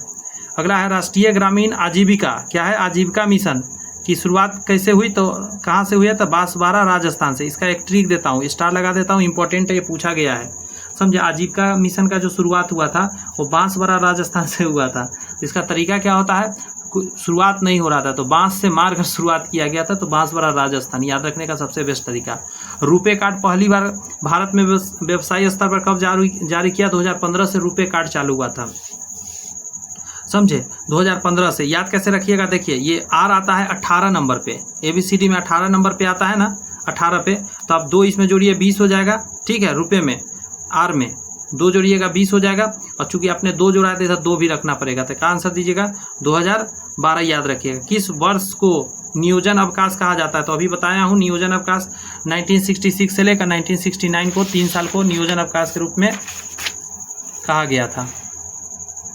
इस समय 1962 में क्या हुआ था, चाइना आक्रमण किया था हम लोग पर बिना बताए होता है कुछ भी, और उसके बाद शांत भी नहीं सही से हुआ, और 1965 में पाकिस्तान के साथ हो गया। चाइना तो उधर जीत गया था, इधर पाकिस्तान से हम लोग जीत गए थे, और उसके जस्ट 1 साल बाद अकाल पड़ गया था। भारतीय औद्योगिक निवेश बैंक मुख्यालय कहाँ है, तो कोलकाता में है। भारतीय औद्योगिक निवेश बैंक का मुख्यालय कोलकाता में है। मिशन इंद्रधनुष, ये जो है मिशन इंद्रधनुष जो है कहाँ आरंभ हुआ था, मिशन इंद्रधनुष क्या टीका से संबंधित है, टीका देने से संबंधित, 7 तरह की बीमारी के लिए में टीका पड़ता है। तो ये क्या है, बाढ़नगर गुजरात से स्टार्ट हुआ था। कहाँ से, बाढ़नगर गुजरात से स्टार्ट हुआ था। अगला क्वेश्चन है प्रधानमंत्री जन औषधि योजना का मुख्य उद्देश्य क्या है, तो ये है पूरे देश में उचित दाम पर दवा को उपलब्ध कराना है, कम रेट पर, जो लोगों को यूज कर सके। सार्वजनिक या निजी क्षेत्र का वर्गीकरण इस आधार पर किया जा सकता है, तो स्वामित्व के आधार पर होता है। मालिक अगर सरकार है तो सार्वजनिक हो गया, वरना निजी हो जाता है। अगला है डॉलेक्स 100 बॉम्बे स्टॉक एक्सचेंज के द्वारा कब शुरू किया गया, तो इधर तो 22 दे दिया, अच्छी बात है, 22 मार्च 2006 को शुरू किया गया था डॉलेक्स 100। याद रखने का क्वेश्चन है ये। किस पंचवर्षीय योजना का मुख्य उद्देश्य समानता, देखिए समानता के साथ वृद्धि और न्यायपूर्ण विराम था, ये था 9वां, समझे। न्यायपूर्ण में 9 आता है, तो 9वां याद रखिएगा, न्यायपूर्ण विराम 9वां में। फिर से एक बार मैं पढ़ के सुना रहा हूँ, आप सुनिए गौर से। समानता के साथ वृद्धि एवं न्यायपूर्ण विराम, ये है 9वीं पंचवर्षीय योजना का लोगो टैगलाइन, ऐसा लक्ष्य रखा गया था। भारत में प्रथम पेमेंट गेटवे, समझ गए, जिसका नाम रुपे था, कब शुरू किया गया था, मई 2014 में स्टार्ट हुआ था। बहुत इंपॉर्टेंट है, स्टार लगा दे रहा हूँ, रिपीट हो सकता है क्वेश्चन। अगला है प्रधानमंत्री आदर्श ग्राम योजना, तो ये कब, वर्ष 2009 से 10 में शुरू हुआ था आदर्श ग्राम योजना, आदर्श ग्राम योजना। अगला है राष्ट्रीय ग्रामीण स्वास्थ्य मिशन, राष्ट्रीय ग्रामीण स्वास्थ्य मिशन अप्रैल 2005 में शुरू हुआ था, ठीक है, अप्रैल 2005 में। अगला क्वेश्चन है industrial finance corporation of India limited का मुख्यालय कहाँ है, तो इनमें से कहीं नहीं है, न्यू दिल्ली है। Industrial finance corporation of India limited का मुख्यालय कहाँ है, न्यू दिल्ली में है। इसको थोड़ा सा ख्याल बात रखना है। कौन सा एक व्यावसायिक संगठन नहीं है, व्यावसायिक संगठन क्या हो जाएगा, बार काउंसिल ऑफ इंडिया, ये व्यावसायिक संगठन नहीं। तो व्यावसायिक कौन कौन है, भारतीय medical association, Indian federation of working journalist और एसोचेम, ये सभी क्या है, तो व्यावसायिक संगठन है। लेकिन जो नहीं है वो तो मैंने बता ही दिया, बार काउंसिल ऑफ इंडिया। अगला प्रश्न पे आइएगा तो कह रहा है संगम, संगम किसके लिए था, तो ये था गांव के विकलांग के लिए था, ये संबंधित है। अगला है नीति आयोग का पूरा नाम क्या है, तो क्या है, national institution for transforming India, national institution for transforming India इसका फुल फॉर्म है। भारतीय रुपए का प्रतीक चिन्ह क्या कौन दिया, डॉक्टर उदय कुमार दिया, IIT बॉम्बे में पढ़ता था, तमिलनाडु का है। स्थानीय निकाय अपने लिए राजस्व इकट्ठा करता है, तो गृह कर से, चूंकि स्थानीय निकाय है ना, तो घरों से टैक्स लेकर काम चलाता है, घरों से टैक्स लेता है ये, ठीक है, गृह कर इसको बोलते हैं, यह स्थानीय निकाय के हाथ में जाता है। बैंक नोट प्रेस कहाँ स्थित है, तो देवास में है, मध्य प्रदेश में बैंक नोट प्रेस। नेक्स्ट अगर बात करिएगा तो देश में छोटे किसानों को परिभाषित किया गया, वे किसान क्या है, तो जिसको 1 से 2 हेक्टेयर भूमि है उसको छोटा किसान कहा गया। अगला भारत में राष्ट्रीयकृत बैंकों की संख्या कितनी है, तो ये जैसा क्वेश्चन है तो उस समय 14 था, लेकिन फिलहाल 12 है, याद रखिएगा, अभी का 12 है। मशीन टूल एक उदाहरण है डैश वस्तु का, था पूंजीगत। मशीन टूल क्या हो सकता है, पूंजी है ना, एक पूंजीगत हो जाएगा, ये सब तो बस लॉजिकली पकड़ लेना है। गृहस्थियों द्वारा कर है खरीदी गई उपभोक्ता, देख रहे हैं, उपभोक्ता आ गया, वस्तु का सेवा का औसत कीमत मापने का सूचकांक क्या होगा, तो उपभोक्ता कीमत सूचकांक हो जाएगा, वो तो लिंके है उससे जुड़ा हुआ। अगला अल्पाधिकार में होता है, अल्पाधिकार में क्या होता है, कुछ विक्रेता रहता है, इसलिए अल्प अधिकार हो जाता है, ज़्यादा अधिकार नहीं हो पाता, एक रहे तो पूर्ण अधिकार होता है। भारत में राष्ट्रीय आय का आंकलन किया जाता है, तो उत्पाद पर और आय के विधियों द्वारा, दोनों विधि द्वारा, उत्पाद और आय विधि द्वारा किया जाता है। लोगों का कितना इनकम है और कितना वस्तु उत्पादित होता है उस पर भी होता है। अगला है किसी उत्पादक, क्या है, किसी उत्पादक फर्म के लिए अल्पकाल का नियत लागत क्या कहता है, तो सदा स्थिर होता है। अल्पकाल का बात है ना, छोटा समय में तो स्थिर रहेगा और नियत रहेगा, इसमें क्या ही चेंजिंग आएगा, यस और नॉट। भारत में 14 प्रमुख बैंकों का राष्ट्रीयकरण कब किया गया, तो 1969 में किया गया। उसके अलावा 14 है ना, 6 का करा गया 1980 में, 6 का, और दोनों बार इंदिरा गांधी ही थी, एक बार राजीव गांधी थे, पता नहीं 1980 में कौन थे। 1 रुपए के नोट किसके द्वारा जारी किए जाते हैं, तो भारत सरकार द्वारा जारी किए जाते हैं और वित्त मंत्रालय द्वारा, भारत सरकार के वित्त मंत्रालय, वो रहेगा तो वही आंसर मारिएगा। निम्न में से किस वस्तु का केवल विनिमय होता है, मतलब सिर्फ ये काम क्या चीज़ में आता है, तो लोग इसका सही से प्रयोग नहीं करता है, ये सिर्फ लेन देन में काम आता है पैसा का जगह पे, तो हीरा हो गया, बहुत कॉस्ट है इसीलिए। ऑपरेशन ब्लैक बोर्ड ये चलाया गया था कि जो शैक्षणिक संस्थान है ना, शैक्षणिक रूप से जो पिछड़े बच्चा है, प्राथमिक जो शिक्षा प्रदान करना था नीचे स्तर से, मतलब लोगों को, ऐसा नहीं बच्चा समझ लिया, सियाने लोगों को ऑपरेशन ब्लैक बोर्ड के तहत कहा गया था सबको कम से कम नाम पता ही से लिखने अच्छा से आ जाना चाहिए। किस पंचवर्षीय योजना में मानव पूंजी, ये 8 योजना पर जोर दिया गया, तो 8वीं, कितना बज गया जी, रात का 3 बज गया दोस्त, मैं आपके लिए क्लास ले रहा हूँ, रात का 3 बज रहा है। यहाँ पे ना वो क्या नाम है, पंजाबी लोग हैं ना, उनका वो चालू हो गया, पूजा। आवाज़ आपको थोड़ा देर में आएगा अगर साउंड बढ़ाया जाएगा, थोड़ा कम साउंड रखा जाता है। तो 8वीं याद रखिएगा, 8वीं कैसे याद रखिएगा, नहीं लग रहा है, छोड़िए आप लिंक जोड़िएगा जरा, ये 2 गोला गोला देख के आप याद रखिएगा, मानव को पूंजी के तौर पे यूज करना है 8वीं में, लिंक जोड़ लीजिएगा आप खुद से। गरीबों के भोजन और पोषण संबंधी स्थिति में सुधार करने का कौन सा कार्यक्रम था, तो इसको बोला जाता है सभी, मिड डे मील से भी था, सार्वजनिक वितरण प्रणाली भी था, एकीकृत बाल विकास योजना भी था, ये सभी क्या था, जो पोषण के स्तर को सही करना था गरीब लोगों को। किसने गार्डन सिटी का सिद्धांत विकसित किया है, तो एवेनेजर हवार्ड ने मतलब इसको विकसित किया था। अगला एफसीआई बहुत इंपॉर्टेंट है, याद रखें 1969 में बना था, बहुत इंपॉर्टेंट है, ठीक है। सर्व शिक्षा अभियान का उद्देश्य क्या है, तो सर्व शिक्षा अभियान का उद्देश्य यहाँ पे है, बहुत आसान है इसका, तो क्या है, 6 से 14 वर्ष की आयु वर्ग के सभी बच्चों का प्राथमिक शिक्षा प्रदान करना था। जुलाई 1968 में गेहूं क्रांति नामक, ठीक है, एक विशेष डाक टिकट किसने जारी किया था, इंदिरा गांधी ने कर दिया था, क्योंकि इस समय क्या हुआ था, हरित क्रांति आया था इसी खुशी में।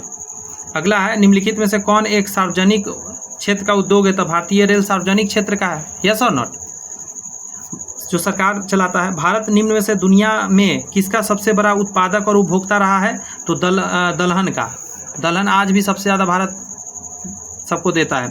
किस उम्र के लोगों को मुख्य श्रम शक्ति के रूप में माना जाता है, तो 15 से 35 साल के व्यक्ति को ओरिजिनल श्रम माना जाता है, उसका बुढ़ा माना जाता है। राष्ट्रीय खाद्य सुरक्षा मिशन का लक्ष्य निम्न में से किन उत्पादों को बढ़ावा देना है, तो देखिए चावल को है देना, गेहूं देना है, दलहन भी देना है और मोटे अनाज भी देना है, फल नहीं देना है, ठीक है, इसको ध्यान रखिएगा। आगे आपका केंद्रीय सांख्यिकी संगठन, ठीक है, का मुख्य कार्य क्या होता है, तो राष्ट्रीय आय के अनुमान को संग्रह करना है कि नहीं, राष्ट्रीय की आय कितना है नहीं है ये सब पता करना। अगला, राष्ट्रीय मिशन ग्रीन इंडिया का किसके लिए विलय कर दिया गया, किसके साथ, तो इसको कर दिया गया मनरेगा के साथ। मनरेगा के साथ कहा कि चलो भाई ये जो ग्रीन इंडिया मिशन था एक साथ हो जाओ, उसी के अंतर्गत काम मिलेगा, लोगों को पेड़ पौधा लगाने का काम मिलने लगा। जीएसटी का कानून लागू करने वाला पहला राज्य असम है और दूसरा अपना बिहार 2nd नंबर पे था। अगला आपका, गंगा नदी सफाई कार्यक्रम के साथ सहयोग कर रहा है, तो जर्मनी सहयोग कर रहा है हम लोग का।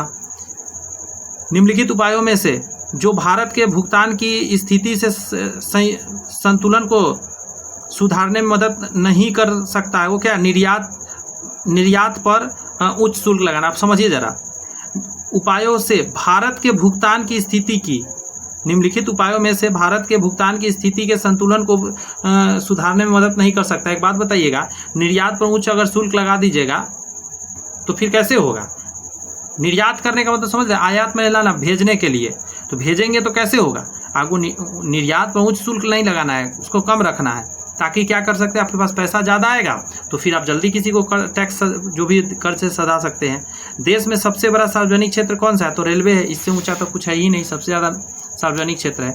वैश्वीकरण से क्या तात्पर्य है, तो अपनी अर्थव्यवस्था को पूरे विश्व से सामंजस्य जोड़ना, अलग अलग देशों तक ले जाना। वह कौन सा मुख्य कारक था जिसमें शहरीकरण के रूप में गहरा प्रभाव डाला, तो औद्योगिकरण था, वो शहर को बहुत ज़्यादा हेल्प करा। शहरीकरण इससे हुआ, औद्योगिकरण, उद्योग धंधा खुलने से, ताकि लोग जाके उसमें काम करने के लिए शहर में रहने लगा, शहर बहुत तेजी से डेवलप किया। निम्नलिखित में से कौन सा किसानों के लिए कल्याणकारी योजना नहीं है, देखिए किसान क्रेडिट कार्ड किसानों के लिए है। SHG बैंक लिंकेज कार्यक्रम भी किसानों को हेल्प दिया। राष्ट्रीय कृषि बीमा भी किसानों को दिया, लेकिन कर्मचारी रेफरल योजना किसान को हेल्प नहीं दिया था। समझ रहे हैं।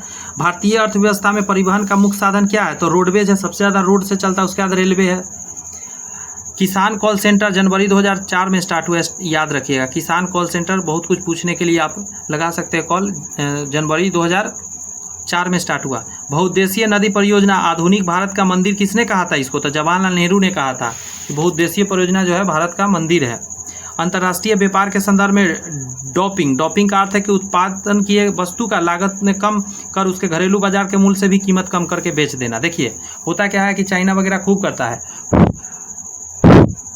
खूब सारा मात्रा में क्या करना है, उत्पादित कर लेना है। सॉरी, मैं ही फूंक रहा था कैमरा को, इस पर कीड़ा बैठा हुआ है ना लेंस के ऊपर, इसीलिए सॉरी। मैं क्या कर रहा था कि चाइना वगैरह क्या करता है, अपना सामान उत्पादित करो और खूब सस्ता करके बेच दो। अब इससे क्या हो जाता है कि तेजी में बिक जाता है और काम हो जाता है, तो इसीलिए उसी को डोपिंग बोल देते हैं। उपभोक्ता सुरक्षा कानून 1986 को क्या कहते थे, देखिए मतलब बनाया गया क्यों था, तो देखिए उपभोक्ता को बेईमानी से बचाने के लिए। उपभोक्ता कौन होता है, जो सामान किनने वाला, उसको बेईमानी से बचाने के लिए बनाया गया, तो उपभोक्ता कानून। सुरक्षा का अधिकार प्राप्त करने के लिए। अच्छा, ग्राहकों की शिकायतों को सरल, तीव्र एवं कम खर्च में सुलझाने के लिए, तो सभी आंसर देना सही रहेगा। युवा, ठीक है, जो कि प्रधानमंत्री कौशल विकास योजना के अंतर्गत एक कौशल विकास कार्यक्रम के द्वारा आरंभ किया गया था, तो ये दिल्ली पुलिस स्टार्ट करा था, दिल्ली पुलिस। उस समय का करेंट अफेयर्स है जब ये क्वेश्चन आया था 2018 में। निम्नलिखित में से किस क्षेत्र में भारत में प्रथम सहकारी आंदोलन का आरंभ हुआ, तो ये हो जाएगा कृषि ऋण के ऊपर हुआ था। अगला है कि किसी वस्तु की कीमत वृद्धि से क्या अभिप्राय है, तो आंसर क्या दीजिएगा, मुद्रा के मूल्य में गिरावट और वस्तु के मूल्य में वृद्धि। क्या हो रहा है, वृद्धि। कीमत वृद्धि का मतलब क्या है, मुद्रा का वैल्यू घट गया, सामान का दाम बढ़ गया है। NSDL का पूरा नाम क्या था, national security depository limited, national securities depository limited होता है इसको। अगला, हस्तांतरण मूल्य का संबंध निम्न में से किससे है, तो कर एवं लेखांकन से है, कर एवं लेखांकन से है, याद रखिएगा। निम्नलिखित में से कौन सा कथन पेटेंट के संदर्भ में नहीं है। देखिए पेटेंट क्या होता है, आप कोई ऐसा चीज़ बनाए हैं जो आप नहीं चाहते कि हर कोई उसका कॉपी करे, आप ही उसका यूज करे, आपने ही खोजा है, समझे, उसको पेटेंट बोलते हैं। तो उसको 20 साल के लिए आपको मिलता है उसका वैल्यू, 20 साल के बाद कोई कॉपी कर सकता है, उसके अंदर में नहीं। देखिए पेटेंट एक विशिष्ट प्रकार का अधिकार है जो कि किसी आविष्कार, कोई उत्पाद की प्रक्रिया जो कि किसी कार्य को नए तरीके से करना है के लिए प्रदान किया जाता है। पेटेंट अपने मालिक को उसके आविष्कार की सुरक्षा भी प्रदान करता है और ये 20 वर्ष के लिए दिया जाता है, अनंत के लिए नहीं, 20 वर्ष के लिए दिया जाता है। पेटेंट मालिक के पास यह अधिकार है कि वह निर्धारित कर सके कि वह आविष्कार कौन इस्तेमाल करेगा, वो देना चाहे किसी को देगा यूज करने के लिए, नहीं तो नहीं देगा। रेट फेट जो भी करना है वही रेट रखेगा, कितना में बेचेगा, क्या करेगा। निम्नलिखित में से कौन मोबाइल ऐप केंद्रीय क्या है, केंद्रीय ग्रामीण विकास मंत्रालय द्वारा सड़कों के रख रखाव हेतु जारी किया था, आरंभ किया गया है, ठीक है, आरंभ नाम का। भारत के किस राज्य को UN पब्लिक सर्विस अवार्ड से सम्मानित किया गया, तो पश्चिम बंगाल को, वेस्ट बंगाल को सम्मानित किया गया था। उस समय का करेंट अफेयर्स था तो ज़्यादा इस पर फोकस नहीं करना था। ग्लोबल हंगर इंडेक्स निम्नलिखित में से किसके द्वारा जारी किया जाता है, तो ग्लोबल हंगर इंडेक्स जारी किया था international food policies and research institute. देखिए international food policy research institute के द्वारा आपको हंगर इंडेक्स जारी किया जाता है, याद रखिएगा। सकल घरेलू उत्पाद, ठीक है, ग्रॉस डोमेस्टिक प्रोडक्ट को किसके सभी के मूल्य के रूप में परिभाषित किया जाता है, तो देखिए किसी अर्थव्यवस्था में एक वर्ष में उत्पादित अंतिम वस्तु एवं सेवा होता है, उसी को हम लोग बोलते हैं GDP, ग्रॉस डोमेस्टिक प्रोडक्ट। निम्नलिखित में से कौन सी मुद्राएं स्पेशल ड्राबिंग राइट SDR के पेंटिंग में आता है, तो ये सभी आ जाता है। ये जो है ना ड्राबिंग राइट के अंतर्गत US डॉलर भी आता है, जापानी येन भी आता है, ब्रिटिश पाउंड भी आता है, चाइनीज रेनमिनबी भी आता है, यूरो भी आता है, ये सभी आ जाता है इसमें, ठीक है, इसके अंतर्गत। आगे है आपका धारणीय विकास, धारणीय विकास का संकल्पना किससे संबंधित हो? आप आंसर दीजिएगा इसका। अंतरपौढ़ीय साम्य से है, इसका अंतरपौढ़ीय साम्य से स्थिति ध्यान रखिए।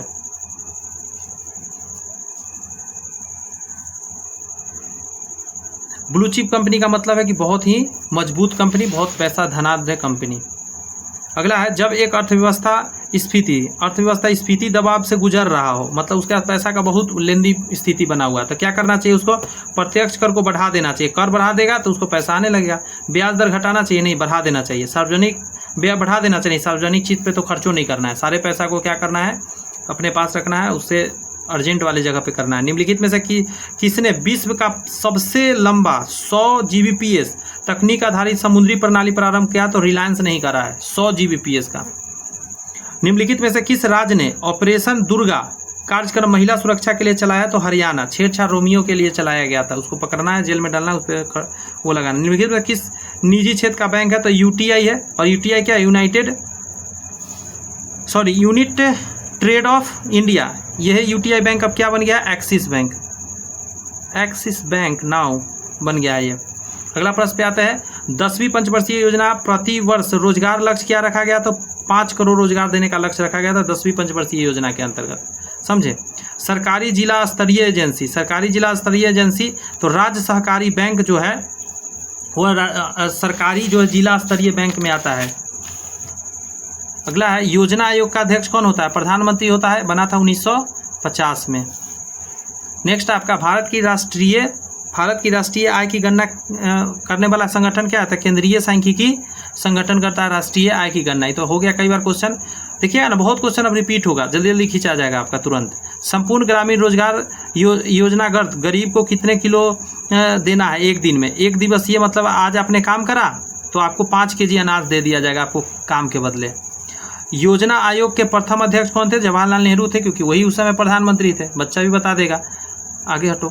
अच्छे प्रबंधक का गुण क्या नहीं होना चाहिए? तो देखिए, अच्छा बातचीत करे तो अच्छा बात है, दूसरों से बात करके ध्यान रखना चाहिए, बात के वक्त ध्यान रखना चाहिए भी सही है, नवीनतम आंकड़ों की जानकारी होना चाहिए, लेकिन ये नहीं होना चाहिए कि किसी को डांट फटकार करे, ये गलत बात है। निम्नलिखित में से कौन सा एक नवरत्न कंपनी नहीं है? तो BCCL जो है ना नवरत्न नहीं है। सेल हो गया, MTNL हो गया, HPCL हो गया, सभी नवरत्न कंपनी के अंतर्गत आता है। अगला है ग्रामीण रोजगार गारंटी योजना में कितने दिनों में रोजगार देना है? तो 100 दिन कम से कम देना है और 6 दिन सप्ताह में काम देना है। 6 दिन सप्ताह में काम देना है और 7 घंटा, 8 घंटा भी नहीं। खाद्यान्न उपलब्ध कराने की अंत्योदय अन्नपूर्णा योजना संचालित थी, तो ग्रामीण एवं शहरी गरीबों के लिए था अंत्योदय योजना। अगला है लक्ष्मी मित्तल किस कंपनी से अधिग्रहण किया? तो आर्सेलर करके कंपनी है, उसको अधिग्रहित कर लिया। सुधा डेयरी क्या है? एक कोऑपरेटिव सहकारी समिति है, उसके अंतर्गत चलता है, गुजरात से स्टार्ट हुआ है ये। निम्नलिखित में से कौन सा सबसे निचला स्तर का सरकारी संस्थान है? तो उसको पैक्स बोलते हैं। इसका मतलब है प्राइमरी, क्या है? Primary agricultural credit society. Primary agricultural credit society करके पैक्स अध्यक्ष का चुनाव होता भी है हम लोग के समाज में, आपको पता भी होगा। अगला है निम्नलिखित में से कौन सी संस्था है जिसे जिला स्तर पर विशेष तौर पर ग्रामीणों के लिए बनाई गई है? तो उसका नाम क्या है? DRDA, direct rural development agency. District होगा, डायरेक्ट नहीं, डिस्ट्रिक्ट रूरल डेवलपमेंट एजेंसी बोला जाता है इसको। अगला है कृषि उत्पाद की गुणवत्ता डैश से मापी जाती है? तो 1 मार्क से होता है और सोना के लिए हॉल मार्क है। अगला है मानव का सिद्धांत संबंधित है, मानव का सिद्धांत संबंधित है जनसंख्या से। अगला है क्वेश्चन, निम्नलिखित में कौन सा उत्पादन का साधन नहीं है? तो आंसर देगा विवेक। भूमि हो गया, पूंजी हो गया, श्रम हो गया, ये सभी उद्यमी हो गया, ये सभी उत्पादन के साधन में आ जाता है। उत्पादन का अर्थ क्या है? तो उपयोगिता का सृजन करना, उत्पादन बोलते हैं इसको, जरूरत का चीज का सृजन करना। निम्नलिखित में कौन अचल है? तो कारखाना का भवन जो चल नहीं सकता, अचल। एक ही बार में प्रयोग आने वाला पूंजी को कच्चा माल बोलते हैं, उसके बाद वो प्रयोग नहीं आएगा। बिहार में गरीबी की समस्या के निदान के लिए आवश्यक क्या है? तो कृषि विकास करना बहुत जरूरी है, उचित जल प्रबंधन जरूरी है, पर्याप्त निवेश भी जरूरी है। इनमें तीनों जरूरत है, तब जाके बिहार से गरीबी को मिटाने में हेल्प मिलेगा। देश की प्रमुख आर्थिक समस्या क्या है? तो देखिए उच्च शिक्षा है, नहीं, सबसे इंपॉर्टेंट ये है, गरीबी और बेरोजगारी सबसे बड़ा समस्या है देश में। अर्थशास्त्र में भूमि का क्या तात्पर्य होता था? भूमि की ऊपरी नहीं, हाँ, भूमि की ऊपरी सतह होता है अर्थशास्त्र के हिसाब से। भूमि के नीचे से क्या मतलब है? ऊपर ही हेल्पफुल होता है। निम्नलिखित में कौन उत्पादक है? तो बढ़ई कुछ उत्पादित कर रहा है, ये सब तो कोई उत्पादित कर नहीं रहा है, कोई चीज़ बना नहीं रहा है। निम्नलिखित में कौन पूंजी है? तो किसानों का हल पूंजी है। पूंजी जो हेल्प करे पैसा कमाने में, और सब चीज़ तो है नहीं ऑप्शन में। निम्नलिखित में कौन चल पूंजी है? चल जो कि खाद बीज है, तुरंत खत्म हो जाए। चल पूंजी मतलब कि आप कुछ ज़्यादा दिन नहीं रख सकते, जैसे ये सब ज़्यादा दिन रहने वाला, लेकिन ये तुरंत खत्म हो जाता, चल पूंजी में आता है। उत्पादन के साधनों में कौन सर्वाधिक महत्वपूर्ण है? तो उत्पादन में श्रम सबसे महत्वपूर्ण में आता है। श्रम नहीं है तो फिर सारा चीज़ रखा रह जाएगा। खाद्य सुरक्षा का अभिप्राय क्या है? तो देखिए, खाद्यान्न तक लोगों की पहुंच होना चाहिए, खाद्यान्न की उपलब्धता भी होनी चाहिए, खाद्यान्न क्रय करने की क्षमता भी होनी चाहिए, तब जाके खाद्य सुरक्षा अभिप्राय कहा जाता है। इनमें सभी आंसर हो जाएगा। निम्नलिखित में भूमि की विशेषता कौन सी है? तो भूमि में गतिशीलता का अभाव होता है, ये गति नहीं कर सकता, यही सबसे बड़ा विशेषता है। उत्पादन का साधन क्या है? तो श्रम है। उत्पादन का साधन क्या है? श्रम नहीं तो उत्पादित नहीं होगा कोई भी चीज़। सबसे इंपॉर्टेंट तो लोग होता है। जो व्यक्ति व्यवसाय में जोखिम को वहन करते हैं उसे कहते हैं, उसे साहसी बोलते हैं। समझे? साहसी है ना। गरीबी रेखा से नीचे को क्या बोलते हैं? गरीबी का सूचक बोलेंगे। यस और नॉट? कितना आसान है, देख रहे हैं। और जो भारी है उसको मैं बताऊंगा थोड़ा समय लेके। बाढ़ से क्या, बाढ़ से राज्य में बर्बाद क्या होता है? तो मनुष्य एवं मवेशी, फसल और आवास सभी बर्बाद हो जाते हैं, टोटल का टोटल। बिहार वासियों का जीवन निर्वाह का मुख्य साधन क्या है? तो कृषि। बिहार तो भाई कृषि प्रधान देश है, राज्य है मतलब। निम्नलिखित में कौन खाद्यान्न के स्रोत है? तो देखिए, गहन खेती भी हो गया, आयात नीति भी हो गया, भंडारण नीति, ये सभी क्या है? खाद्यान्न के स्रोत माना जाएगा, जहाँ से खाद्यान्न मिलता है। यस और नॉट? भारत के राष्ट्रीय आय में कृषि का योगदान कितना है? तो 15% है। नया डाटा के हिसाब से बता रहा हूँ, 15 से 18%।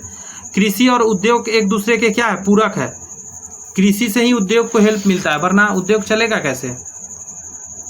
राष्ट्रीय कृषि एवं ग्रामीण विकास बैंक नाबार्ड कब बना था? तो मैं कहा था ना, इंपॉर्टेंट है, 1982 में बना था। देखिए, पूछ दिया गया। फसल बीमा की अधिकतम राशि कितनी होती है? तो 20,000 था उस समय के लिए। ऐसे ज़्यादा भूमि है तो ज़्यादा भी मिलता है। कागज उद्योग कहाँ संरक्षण प्रदान किया गया? तो 1925 में कहा गया कागज उद्योग को अब संरक्षित करो भाई। 1925 में ही, भारत आज़ादी से पहले ही उसको संरक्षण मिला। क्या है? अपर इंडिया पेपर मिल लखनऊ में स्थापित किया गया 1879 में। 1879 में किया गया अपर मिल पेपर लखनऊ में स्थापित किया गया।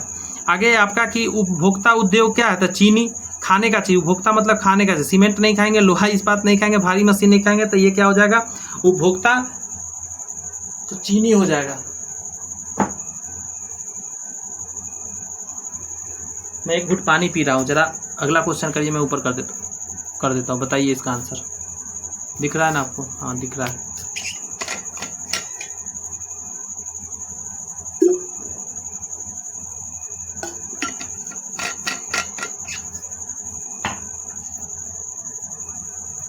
भारत के सर्वप्रथम औद्योगिक नीति का घोषणा कब हुआ? 1948 में ही हुआ था।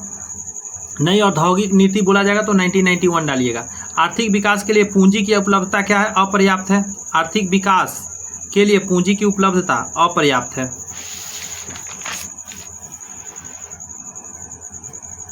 यहाँ पे कह रहा है भारत में रोजगार प्रदान करने वाला अग्रणी क्या है? सार्वजनिक क्षेत्र में सबसे ज़्यादा है। सार्वजनिक क्षेत्र में सबसे ज़्यादा रोजगार है, सेवा क्षेत्र जिसको बोलते हैं। अगला, हमारी अर्थव्यवस्था, और 53% यहाँ से पैसा आता है सरकार को। हमारी अर्थव्यवस्था किस प्रकार की है? तो मिश्रित अर्थव्यवस्था है। यस और नॉट? अगला है कि पत्र मुद्रा जारी करने का अधिकार किसको है? तो रिजर्व बैंक को है। आरबीआई ही पत्र मुद्रा जारी करता है ना, नोट वगैरह जिसको बोलते हैं। रिजर्व बैंक ऑफ इंडिया कब बना? तो 1 अप्रैल 1935 को बना है रिजर्व बैंक ऑफ इंडिया।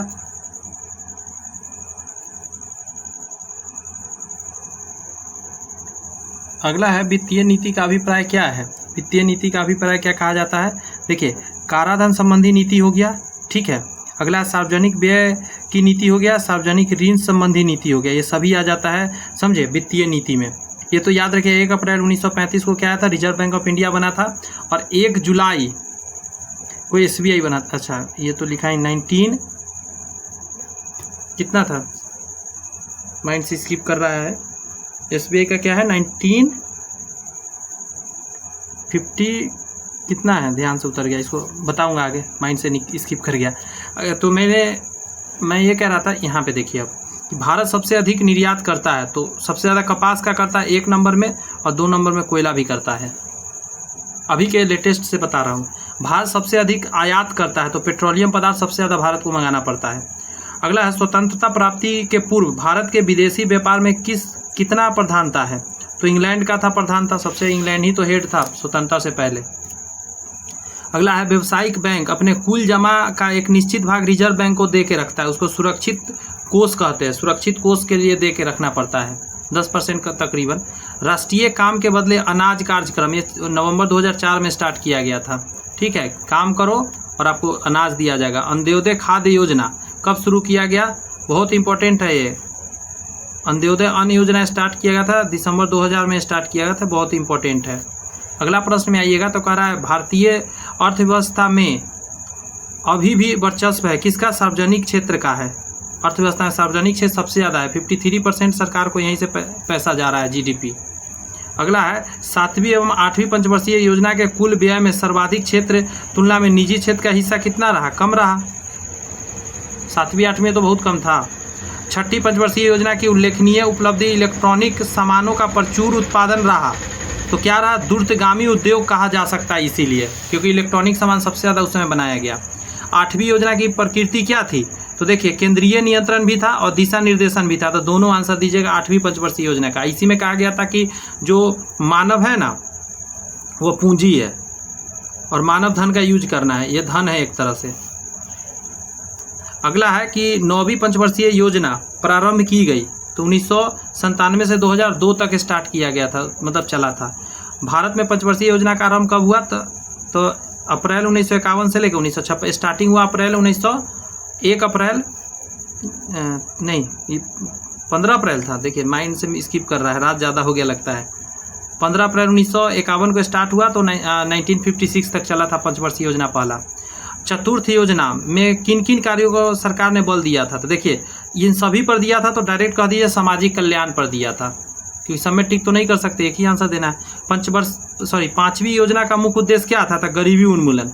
इसी में ना 20 सूत्री कार्यक्रम को पेश किया गया था, ठीक है, गरीबी हटाने के लिए। राष्ट्रीय जनसंख्या नीति की घोषणा कब हुई? तो 15 फरवरी 2000 को राष्ट्रीय जनसंख्या नीति की घोषणा भी किया गया था। अगला प्रश्न कहिए, उत्पादन का सक्रिय साधन क्या माना जाता है? तो श्रम माना जाता है। इस ऑप्शन में से कोई आंसर नहीं होगा। श्रम, एक्टिव बात कर रहा है ना, एक्टिव तो श्रम ही होता है, काम करने वाला। अगला, निम्नलिखित में कौन अप्रत्यक्ष कर है? तो देखिए, मरने पर आदमी जाता है, सामान कीनता है वहाँ पे, या पर्ची कटवाता है चलाने के लिए लाश, तो वहाँ डायरेक्ट टैक्स दे दिया। निगम कर भी डायरेक्ट टैक्स होता है, उपहार भी डायरेक्ट होता है, लेकिन सीमा शुल्क जो होता है वो इनडायरेक्ट होता है। निम्नलिखित में कौन प्रत्यक्ष कर है? तो आयकर प्रत्यक्ष है। उत्पादन पर तो इनडायरेक्ट हो गया, बिक्री पर भी इनडायरेक्ट है, मनोरंजन पर भी इनडायरेक्ट है। हम सिनेमा हॉल में पैसा देते हैं तो इनडायरेक्टली जाता है सरकार के पास टैक्स। भारत में सूती वस्त्र के सबसे अधिक कारखाना महाराष्ट्र में मिलेंगे, ठीक है, और निर्यात भी हम लोग कपास का सबसे ज़्यादा करते हैं। अगला है, 3री पंचवर्षीय योजना की प्रगति धीमी के कारण क्या था? तो ये सभी था। 1962 में चीन का आक्रमण था, 1965 में पाकिस्तान का आक्रमण था, और ये इस साल में 66-67 में सुखाड़ पड़ गया था, इसीलिए तीनों रीजन था। कर भारत सरकार ने रिजर्व बैंक का स्वामित्व आखिर कब मिला? तो 1949 में रिजर्व बैंक ऑफ इंडिया बना, मतलब स्वामित्व मिला था, भारत सरकार अपने अंडर ले लिया था। बना तो कब था? 1 अप्रैल 1935 को, लेकिन भारत सरकार इसको कहा 1935 में अब मेरा हो जाओ। अगला है, सार्वजनिक क्षेत्र का उद्योगों का स्वामित्व कौन होता है? तो सरकार के हाथ में होता है, बच्चा भी बता देगा। सार्वजनिक क्षेत्र के उद्योगों का संगठन दृष्टि से कितनी श्रेणी में बांटा गया? तो 3 श्रेणी में बांटा गया है, ठीक है, सार्वजनिक क्षेत्र का जो उद्योग है। यहाँ का निजी क्षेत्र में सार्वजनिक क्षेत्र के साथ चलता है, तो इसको मिश्रित अर्थव्यवस्था कहते हैं। जब दोनों मिला हुआ है तो मिश्रित। केंद्र को सबसे अधिक मुद्रा प्राप्त कहाँ से होता है? उत्पादन शुल्क से होता है। जो उत्पादित शुल्क हुआ उसी में हम लोग खरीदते हैं, वहाँ से टैक्स जाता है सरकार को। निम्नलिखित में से कौन सा योजना आयोग का अध्यक्ष होता है? तो प्रधानमंत्री होता है। देख रहे हैं, रिपीट होने लगा क्वेश्चन। कोका कोला कंपनी मुख्यालय कहाँ है? तो एटलांटा में है, यूएसए एटलांटा में है। प्रथम वित्त आयोग के अध्यक्ष कौन थे? तो केसी नियोगी थे। बहुत इंपॉर्टेंट है ये, बहुत इंपॉर्टेंट। प्रथम वित्त आयोग के केसी नियोगी। अगला है, जिस देश का राष्ट्रीय आय अधिक होता है वो विकसित कहलाता है। छोटा बच्चा भी बता देगा। उत्पादन एवं आय गणना, उत्पादन और आय गणना विधि आर्थिक दृष्टिकोण डैश है, तो इसमें सभी है, वैज्ञानिक है, व्यवहारिक और सहज भी है। उत्पादन और आय गणना सबसे ज़्यादा ये देश करता है, प्रति व्यक्ति आय निकाल लेता है इससे। दीर्घकालिक ऋण कहाँ से मिलता है? तो भूमि विकास बैंक दीर्घकालिक ऋण देता है, बहुत दिन के लिए देता है, 5 साल से ऊपर। कौन बीमारू राज्य नहीं है? तो बीमारू में उड़ीसा भी आता है, मध्य प्रदेश आता है, बिहार आता है। बीमारू लिखिएगा ना, बीमारू, तो देखिए बिहार, मध्य प्रदेश, ठीक है, आ गया ना, बिहार, मध्य प्रदेश, उड़ीसा, ऐसे करके। अगला है आर्थिक विकास का तीसरा क्षेत्र क्या है? तो सेवा क्षेत्र है। प्रथम कृषि क्षेत्र है, तृतीय सेवा क्षेत्र है। अगला है निम्नलिखित में कौन संस्थागत वित्त का साधन है? तो संस्थागत क्या होता है? जो सरकार की तरफ से या किसी भी तरह से यूनिट होकर चलता है, तो व्यावसायिक बैंक आ जाएगा इसमें। ये सब तो संस्था कोई है नहीं, ठेकेदार उगदार। भारत का केंद्रीय बैंक कौन है? तो रिजर्व बैंक ऑफ इंडिया केंद्रीय बैंक कहलाता है।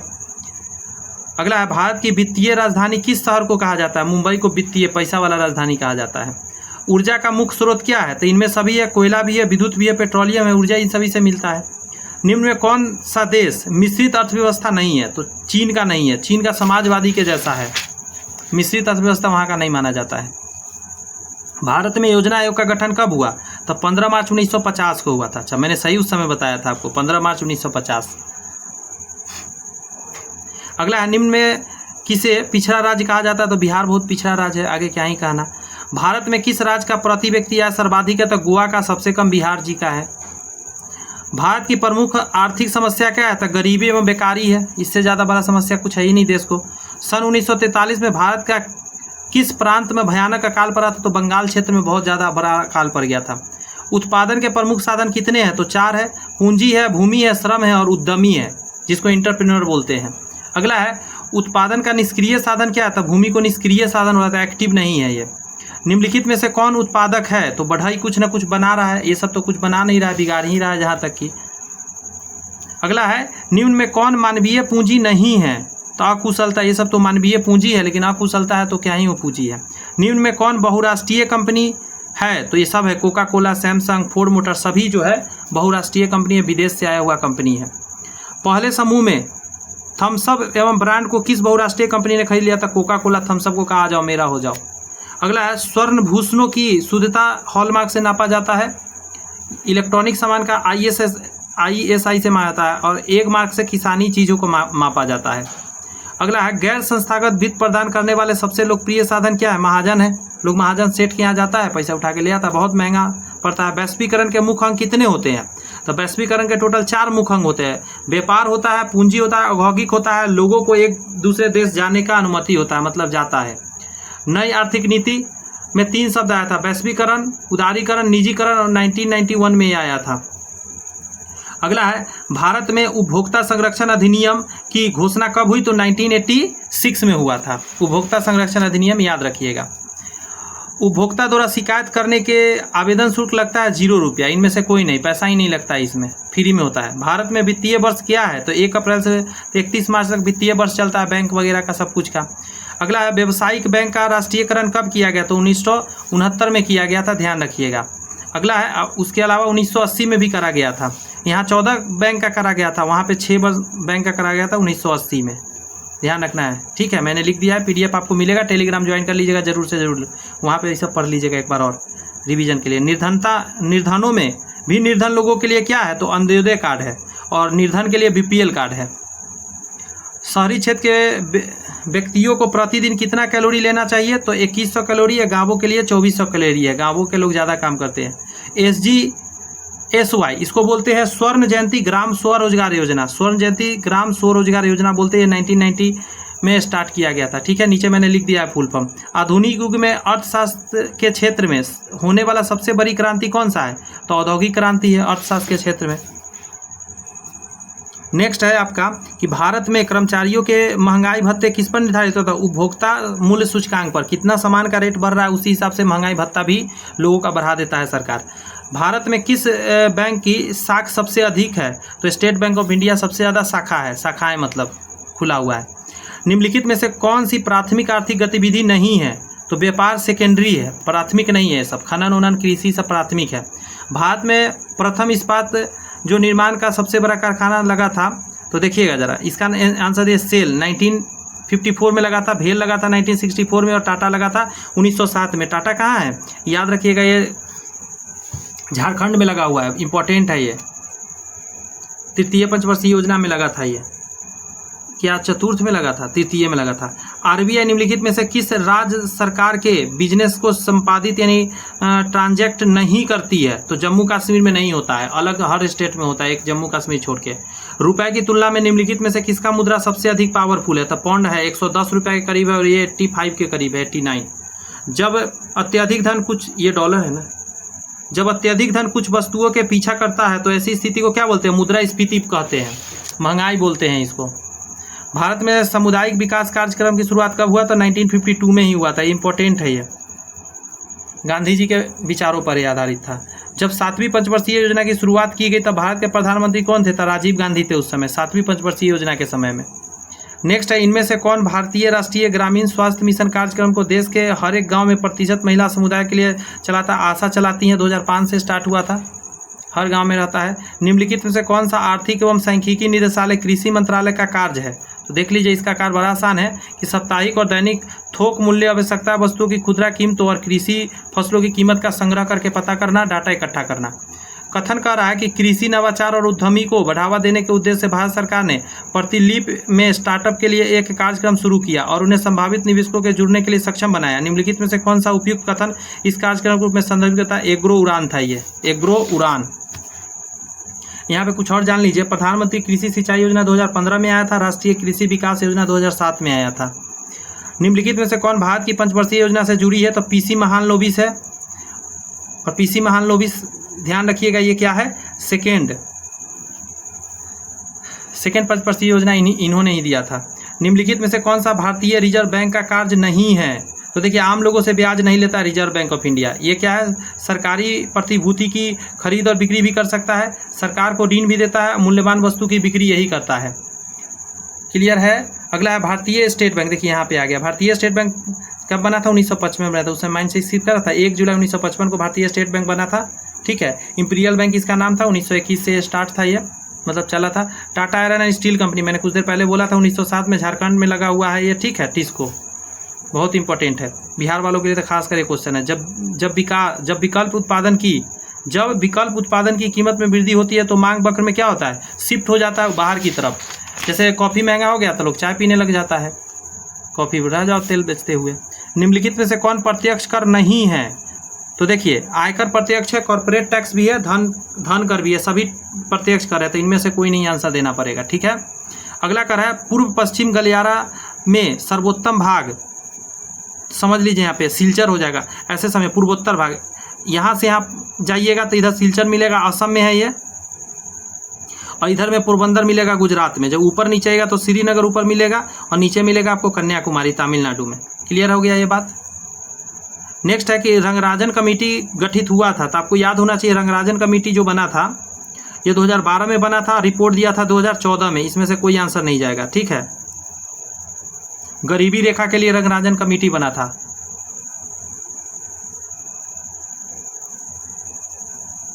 जीडीपी सकल घरेलू ज्ञान उत्पाद खोजकर्ता कौन है? तो उर्बिले सुल्पास्तो है करके।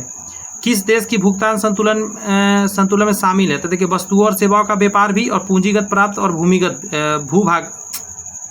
भुगतान भी है। फिर से सुनिए, किस देश के भुगतान संतुलन में शामिल है? तो देखिए, वस्तुओं और सेवाओं का व्यापार और पूंजीगत प्राप्तियां और भुगतान भी है, ये सभी दोनों शामिल है, ये शामिल नहीं है। नेक्स्ट क्वेश्चन में यदि बात करें तो निम्नलिखित में से कौन सा कथन अर्थशास्त्र में नोबेल पुरस्कार से संदर्भ में सत्य है? नहीं है। तो देखिए, यही गलत था पहला, 1958 से नहीं, 1968 से स्वीडन के केंद्र बैंक ने अर्थशास्त्र में अल्फ्रेड नोबेल के लिए पुरस्कार देना स्टार्ट करा था। अगला है 2009 में अर्थशास्त्र का नोबेल पुरस्कार 3 लोगों को मिला था, और 3 लोग वो थे, इनका नाम था, एक का था अभिजीत बनर्जी, एस्थर डुल्फो एवं माइकल करेमर थे। यहाँ कह रहा है एक देश के भुगतान संतुलन में शामिल होते हैं तो वस्तु और सेवाओं का व्यापार और पूंजीगत प्राप्त एवं भुगतान दोनों शामिल होते हैं। निम्नलिखित में से किस बीमारी का संबंध निश्चय पोषण से? तो टीबी का। निश्चय पोषण टीबी से संबंधित है। भारत में पहली आर्थिक जनगणना कब हुई थी? तो 1977 में हुई थी, याद रखिएगा। अगला अरुण 3 जल परियोजना नेपाल से संबंधित है, ये ध्यान रखना है, अरुण 3। अगला है सेबी का मुख्यालय कहाँ है? तो मुंबई में है। और ये बना था कब? 12 अप्रैल 1988 को बना था सेबी। निम्नलिखित कथनों पर में से कौन सा सही है इसे बताया। तो देखिए ट्राई के बारे में कहता है, ट्राई की स्थापना 1997 में हुआ था। ट्राई की स्थापना संसद द्वारा पारित कानून द्वारा हुआ था। ये सारे सही जवाब है। ट्राई जो है कि स्थापना का उद्देश्य टेलीकॉम में रेगुलेशन करना था, ये सही बात है। और इसका कह रहा है कि अभी जो है ट्राई का क्या है, वर्तमान प्रमुख कौन है ट्राई का? तो यह है अनिल कुमार लोह कुछ करके था, उतना नाम नहीं पता है, लेकिन अनिल कुमार करके है, ध्यान रखिएगा। इनसे क्या है? इंटेंसिफाइड तीव्र, इंटेंसिफाइड यानी तीव्र मिशन इंद्रधनुष का संबंध क्या चीज़ से है? तो टीकाकरण से है। 7 तरह का रोग को इलाज के लिए है। अतुल्य भारत अभियान का संबंध क्या है? पर्यटन से है, ध्यान रखिएगा। नेक्स्ट है, निम्नलिखित में से कौन सा कार्यक्रम, कौन सी योजना भारत में समावेशी विकास से संबंधित है? तो विमुद्रीकरण संबंधित नहीं है। जनधन योजना भी है बढ़ाने के लिए लोगों को, सौभाग्य और उज्ज्वला योजना है लोगों को आगे बढ़ाने के लिए, विमुद्रीकरण नहीं। भारत में स्वच्छ भारत मिशन 2014 से स्टार्ट हुआ था, एकदम रट के रखना है। बेटी बचाओ बेटी पढ़ाओ 2015, ये भी याद रखना है। भारत के किस संगठन को साधारणीय विकास लक्ष्यों को निगरानी करने के दायित्व से सौंपा गया? तो नीति आयोग को। और ये बना था 1 जुलाई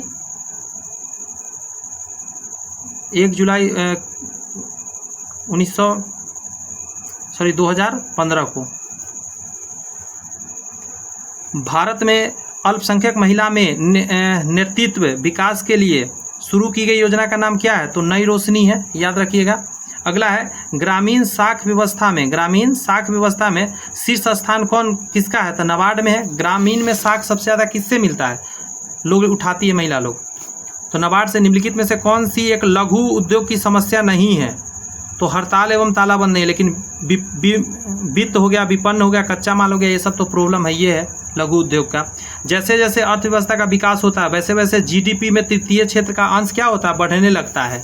जीडीपी का वैल्यू सबसे ज़्यादा आ जाएगा। गरीबी रेखा निकलने के लिए कौन सा तरीका सब सही मतलब उपयोग में नहीं लाया जाता है? तो देखिए साक्षरता को नहीं लिया जाता, प्रति व्यक्ति आय को लिया जाता है, भोजन एवं कैलोरी लिया जाता है, और HCR जिसको बोलते हैं हेड काउंट रेशियो, ये लिया जाता है और पता किया जाता है गरीब है या नहीं वो व्यक्ति। ऑपरेशन ब्लैक बोर्ड चलाया गया था प्राथमिक शिक्षा के लिए। निर्मल ग्राम योजना, ये जो खुले में लोग शौच करते हैं ना, उसके स्वच्छता के लिए चलाया गया था कि अब नहीं करेंगे लोग।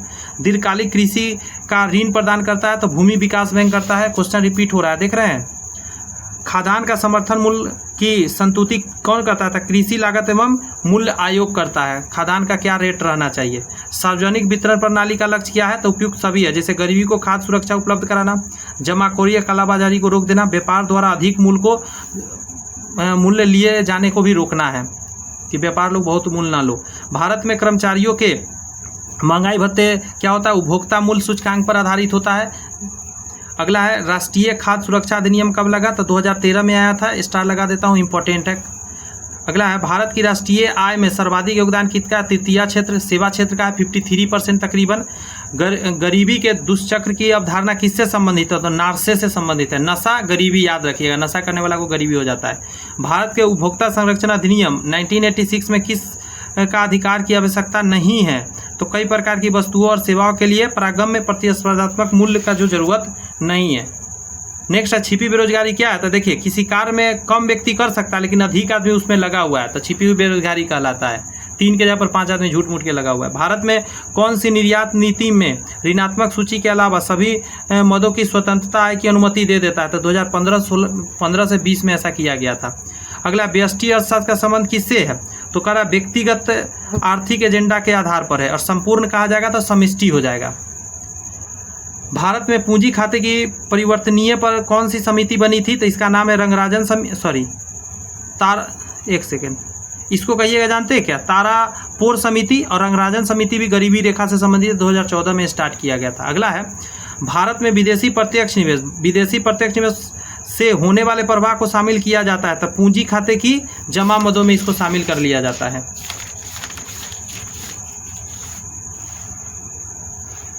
मैं ज़्यादा स्लो नहीं, तेज चल रहा हूँ ताकि कम समय में आपका रिवीजन करा सकूँ, समझे। इसमें बहुत ज़्यादा कुछ है नहीं, क्वेश्चन रिपीट हो रहा है, बार बार देख भी रहे होंगे। अधिकारों का आदर्शवादी सिद्धांत क्या है? तो इस बोलते हैं नैतिक विकास पर बल देना था, इसका नैतिक सिद्धांत। जब नियोजित विनियोग बचत से अधिक होता है तो उसको ब्याज की दर घट जाती है, ये ध्यान रखिएगा। अगला है, जब वस्तु की कीमत बढ़ने में कुल व्यय बढ़े तो मांग की कीमत लोच क्या हो जाता है, इकाई से कम होता है, मतलब एक से कम हो जाता है लोच। ये सब थोड़ा सा याद रखना होगा। विद्यालय की इमारत के रख रखाव जो किया जाता है वो राजस्व व्यय से किया जाता है। देखिए नॉर्मली जो भी खर्च होता है वो राजस्व व्यय से किया जाता है, कुछ खास किया जाता है तो अलग तरीका से होता है। निम्नलिखित में से कौन सी संस्था पंचवर्षीय योजना के क्रियान्वयन के लिए जिम्मेदार है, तो इसको योजना आयोग बोलते हैं, योजना आयोग ही किया करता था। अगला कहता है, अखिल भारतीय उपभोक्ता मूल्य सूचकांक में सबसे ज़्यादा संयुक्त वजन वाला आइटम क्या है, तो खाद्य एवं पेय माना जाता है। आगे प्रश्न में है कि उत्पादन संभावना का वक्र ढाल क्या होता है, तो MRT XY होता है, इसको थोड़ा याद रखना पड़ेगा। पिछले कुछ वर्षों में अर्थव्यवस्था के किस क्षेत्र में बिहार का सबसे तेजी से विकास हुआ था, सेवा क्षेत्र बिहार में सबसे तेजी से विकास हुआ है। बाजार मांग वक्र क्या होता है, तब देखिए व्यक्तिगत उपभोक्ताओं के मांग वक्र की क्षैतिज योग होता है इसमें। अगला है, रॉबिन्सन के अनुसार निम्नलिखित में से कौन केंद्रीय आर्थिक समस्याओं के लिए उत्तरदायी नहीं है, तो आंसर क्या, संसाधनों के मध्य पूर्ण पूरकता के नहीं है इसका। राजकोषीय घाटे को कैसे परिभाषित कर सकते हैं आप, तो इसको करने के लिए आपको यहाँ ध्यान देना। राजकोषीय घाटा बराबर होता है क्या, ध्यान दीजिए, कुल व्यय इसमें से घटाना होता है राजस्व की प्राप्त आय, राजस्व प्राप्ति आय, और गैर की पूंजीगत प्राप्तियां जो होता है गैर संस्थाओं से, उसको हटाना पड़ता है। यदि सरकार, अगला क्वेश्चन है, यदि सरकार कीमत सीलिंग निर्धारित करती है जो साम्य कीमत से अधिक हो तो उसको क्या बोलते हैं, ध्यान दीजिएगा। तो मांग मात्रा पूर्ति की मात्रा से कम हो जाएगी, मतलब मांग मात्रा पूर्ति मात्रा से कम हो जाएगी, मतलब लोग कम खरीदेंगे क्योंकि महंगा कर दिया है सरकार रेट, तो सामान कम खरीदेगा लोग, उल्टा हो जाएगा। निम्न में से किसके कारण राष्ट्रीय आय के चक्राकार प्रवाह का आकार घट जाता है, तो आयात के कारण। आयात हो जाएगा तो देश में जो सामान बन रहा है वो सही से बिकेगा नहीं। रॉबिन्सन के अनुसार, वही बात फिर से आ गया, एक मिनट, रॉबिन्सन के अनुसार निम्नलिखित में कौन सी दीर्घ आर्थिक समस्या के लिए उत्तरदायी है, तो ये हो जाएगा आपका क्या, असीमित आवश्यकता। अगला प्रश्न है आपका, यदि सरकार कीमत सीलिंग से, वही बात, मांग, सेम क्वेश्चन रिपीटेड है। निम्नलिखित में कौन मुद्रा बाजार का उप बाजार नहीं है, तो साधन बाजार नहीं है, ये सभी उप बाजार है मुद्रा बाजार का। अगला है कि राष्ट्रीय ग्रामीण स्वास्थ्य मिशन, ठीक है, की शुरुआत की गई थी, तो किसके लिए किया जाएगा, ग्रामीण लगल है, तो ग्रामीण जनसंख्या को वहनीय, विश्वसनीय तथा गुणवत्तापूर्ण स्वास्थ्य सेवा उपलब्ध कराने के लिए, गाँव के लिए स्पेशल आया था। यहाँ कर रहा है, धनात्मक ढाल की पूर्ति वक्र कारक क्या होता है, बढ़ती लागत को बताता है, या आप कह सकते हैं ह्रासमान प्रतिफल को भी बताता है, दोनों एक ही बात है। निम्नलिखित में कौन संबंध सही नहीं है, तो ये गलत है, ये सारे फार्मूला है, आप याद कर लीजिएगा, तीनों सही फार्मूला बनाया गया है। यहाँ कर रहा है, यदि देश के भुगतान शेष में एकोमोडेटिंग यानी निभावी पूंजी शून्य है तो उसको क्या बोलते हैं, तो बोलते हैं भुगतान शेष में असंतुलन हो जाएगा। अगला, अलैंगिक समानता सूचकांक क्या दर्शाता है, तो ये सारी बातें दर्शाता है, पढ़िए इसको जरा। कह रहा है शैक्षणिक अवसरों, मतलब लैंगिक कह रहा है ना, तो देखिए शैक्षणिक अवसरों के प्राप्ति में बालिकाओं के साथ भेदभाव हो रहा है, स्वास्थ्य सुविधा में भी महिलाओं को कम देना, पुरुष को ज़्यादा शोभा देना, मतलब सुविधा देना, रोजगार के अवसर में भी ऐसा ही करना, तो उसी को लिंग भेदभाव बोला जाता है। बेटी बचाओ बेटी पढ़ाओ 2015 से स्टार्ट हुआ था। भारतीय विशिष्ट पहचान प्राधिकरण उडाई की योजना क्या हो, इसी में ना आधार कार्ड बनता है, 2009 में स्टार्ट किया गया था। नदियों एवं पर्वतों को क्या कह सकते हैं, तो इसको राष्ट्रीय धन कह सकते हैं, राष्ट्र का धन है। पेट्रोल के मूल्य में वृद्धि के कारक की मांग क्या होती है, कमी होती है। पेट्रोल के मूल्य में वृद्धि से कार का मांग घट जाता है, कार कम बिकेगा, पेट्रोल महंगा हो चुका है। किसी वस्तु का मूल्य निर्धारित होता है तो मांग एवं पूर्ति के आधार पर, कितना पूर्ति हो रहा है, कितना मांग है, उस पर वस्तु का कीमत डिपेंड होता है। बजट की अवधि होती है 1 वर्ष का, हर वर्ष बजट आता है, यस और नॉट। राजकोषीय नीति क्या होता है, तो सरकारी राजस्व और व्यय से संबंधित राजकीय नीति कोष।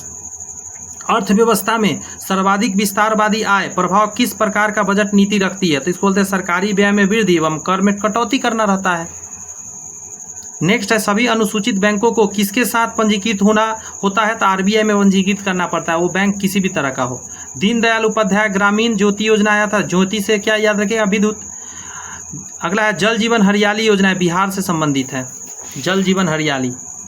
नेक्स्ट है, निम्नलिखित में से कौन सरकारी योजना का उद्देश्य सभी राष्ट्रीय राजमार्गों को सही रेलवे क्रॉसिंग से मुक्त कराना है, तो इसका है सेतु भारत। सेतु भारत का काम है कि भाई रेलवे क्रॉसिंग, रोड अलग रहेगा, रेलवे क्रॉसिंग अलग रहेगा, एक साथ नहीं। उत्पाद प्रक्रिया में निम्न में से किस साधन की आवश्यकता होती है? तो सभी का, प्राकृतिक साधन, मानव प्रयास, मुद्रा, इस सभी का जरूरत पड़ता है। भारत के बंगाल में अकाल कब पड़ा था? तो 1943 से पड़ा था, याद रखिएगा। अगला अंत्योदय क्या बोलते हैं? तो सार्वजनिक वितरण प्रणाली के कार्ड बना था ताकि उसको मिल सके सरकारी अनाज। पॉवर्टी एंड फेमिन्स पुस्तक के लेखक कौन है? तो अमर्त्य सेन है। और इकोनॉमिक के क्षेत्र में इनको 1998 में क्या दिया गया था? नोबेल पुरस्कार मिला था। विश्व मानव विकास सूचकांक, ठीक है, में भारत का स्थान क्या? लेटेस्ट वाला में तो 134वां है भारत का स्थान 2024 के डाटा के हिसाब से।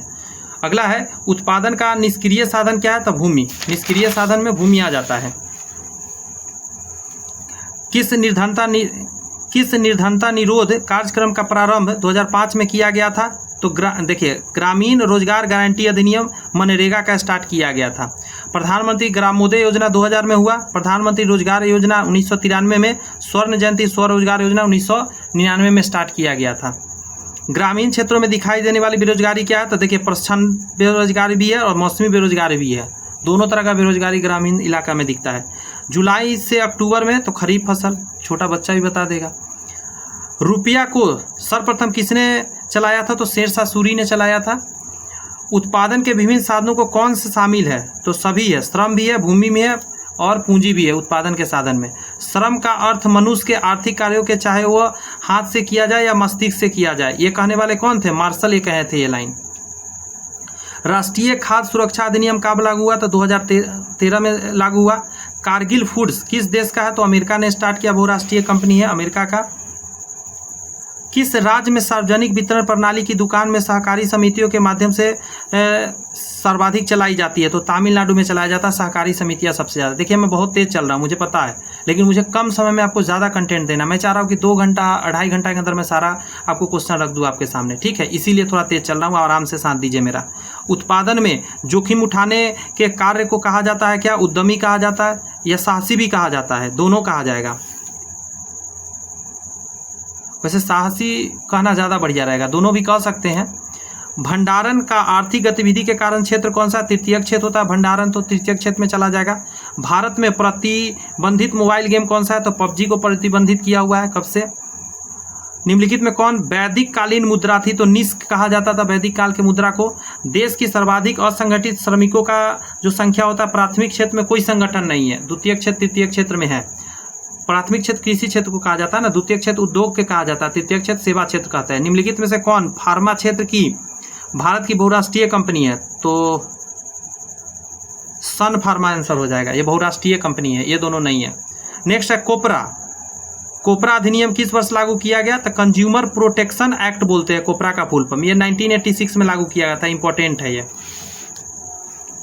यहाँ कह रहा है कि भारत और भूटान के बीच जल विद्युत परियोजना को निम्नलिखित में कौन नहीं है? तो इसको हटा दीजिए, ये तीनों हैं, खुजलुंचू, चूखा, अमंगदेंचू, ये तीनों जो है भूटान के साथ है। हमारा घर हमारा विद्यालय परियोजना संचालित की गई तो मध्य प्रदेश द्वारा किया गया था, जिस करेंट अफेयर्स था उस समय का। उपभोक्ता संरक्षण अधिनियम 2019 कब लागू किया गया? तो 20 जुलाई 2020 को लागू किया गया था।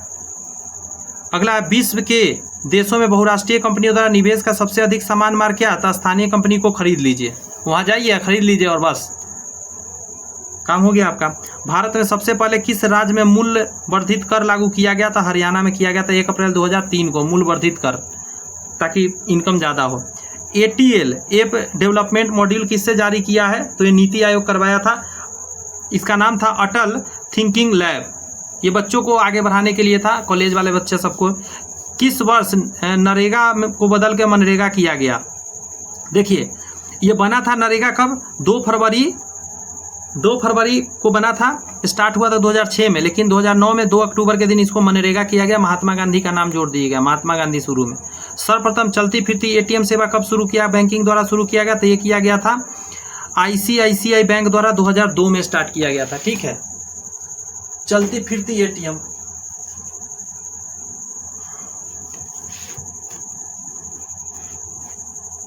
यहाँ करा है अब न तो निर्यात हो और ना किसी प्रकार का आयात, तो ऐसी अवस्था को बंद अर्थव्यवस्था बोलते हैं, यस और नॉट। ₹1 प्रति किलोग्राम किसान से गाय गोबर खरीद कर एक योजना चलाएगा छत्तीसगढ़ द्वारा, ताकि गोबर गैस बनाया जाए, और गोबर गैस नहीं, इससे बनाया जाएगा कंपोस्ट खाद। कोरोना कवच नामक स्वास्थ्य बीमा पॉलिसी जो है कितनी राशि बीमा सुरक्षा उपलब्ध कराती है? तो 5 लाख तक कराती है, 50,000 से 5 लाख। अल्फाबीटा के मुख्य कार्यकारी अधिकारी कौन है? तो सुंदर पिचाई है अल्फाबेट का। अगला है आरोग्य सेतु ऐप किस संस्था ने विकसित किया था? तो इलेक्ट्रॉनिक्स एवं सूचना प्रौद्योगिकी मंत्रालय द्वारा यह विकसित करा गया था।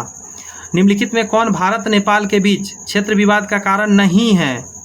तो सर क्रीक भारत पाकिस्तान के बीच है, लेकिन सुस्ता हो गया, काला पानी हो गया, ये भारत नेपाल के बीच में लफड़ा है। अगला है एंटी ट्रस्ट अविश्वास कानून संबंधित है, तो प्रतिस्पर्धा से है। आगे का रहा है हाल ही में भारत और भूटान के बीच में कौन सा नया व्यापारिक मार्ग खोला गया? तो जयगांव अहल मार्ग खोला गया है। अगला प्रश्न में है आपका निम्नलिखित में से कौन सा सकल राष्ट्रीय उत्पाद का सही सूत्र है? तो इसको बोलते हैं GNP ग्रॉस नेशनल प्रोडक्ट बराबर ग्रॉस डोमेस्टिक प्रोडक्ट प्लस, इसमें एक्सपोर्ट जोड़ देते हैं और इंपोर्ट घटा देते हैं, जो बाहर भेजते हैं हम लोग, मतलब लाते हैं, सॉरी, उसको घटा देते हैं, भेजते हैं उसको जोड़ते हैं। जब सकल घरेलू उत्पाद एवं सकल राष्ट्रीय उत्पाद समान हो तो राष्ट्रीय, तो उदाहरण किस चीज़ का होता है? तो बंद अर्थव्यवस्था का होता है। निम्नलिखित में कौन बैंकिंग क्षेत्र जुड़ाव नहीं है? तो चेंज रेट नहीं है, ये सभी बैंक से जुड़ा हुआ वैसे है, लास्ट वाला नहीं।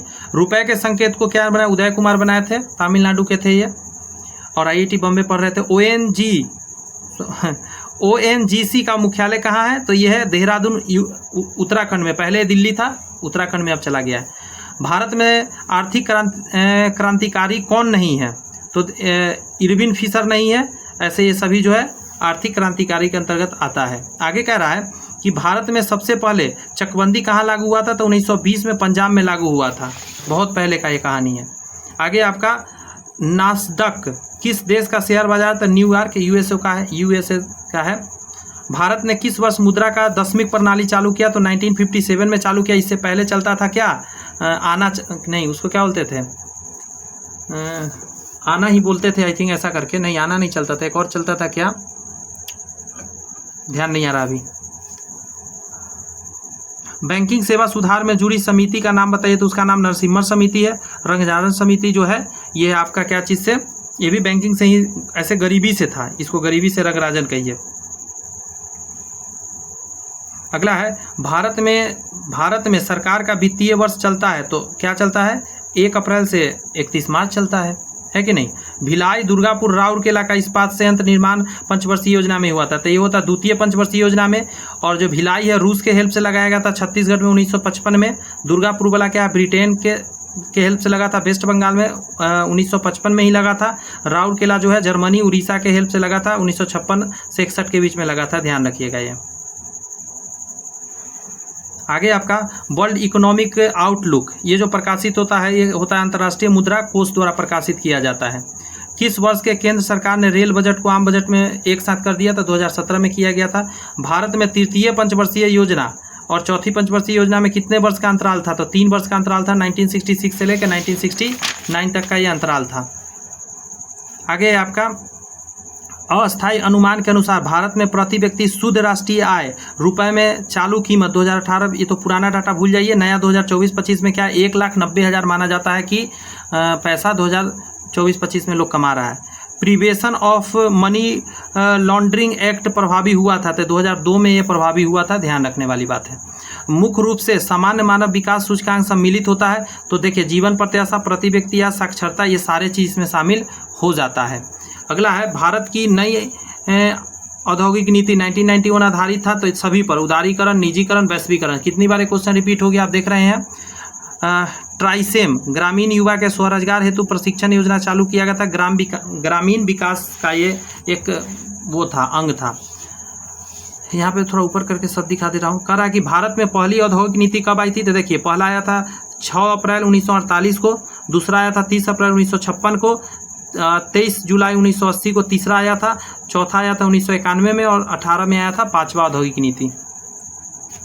मेकिंग इंडिया वैश्विक सफल का जो परिवर्तन जो किया गया था वो सितंबर 2014 में स्टार्ट किया गया था। मेकिंग इंडिया याद रखिएगा, अच्छा इंपॉर्टेंट है। अगला है नाबार्ड कृषि एवं ग्रामीण विकास राष्ट्रीय बैंक की बात कीजिएगा तो ग्रामीण शाखा देता है, ये स्टार्ट हुआ था 1982 में 14 जुलाई से, नाबार्ड। अगला है भारत में छठी पंचवर्षीय योजना की अवधि की क्या था, तो 1980 से 1985 चला था, ये डेट याद रखिएगा, मैंने शुरू में ही बता दिया।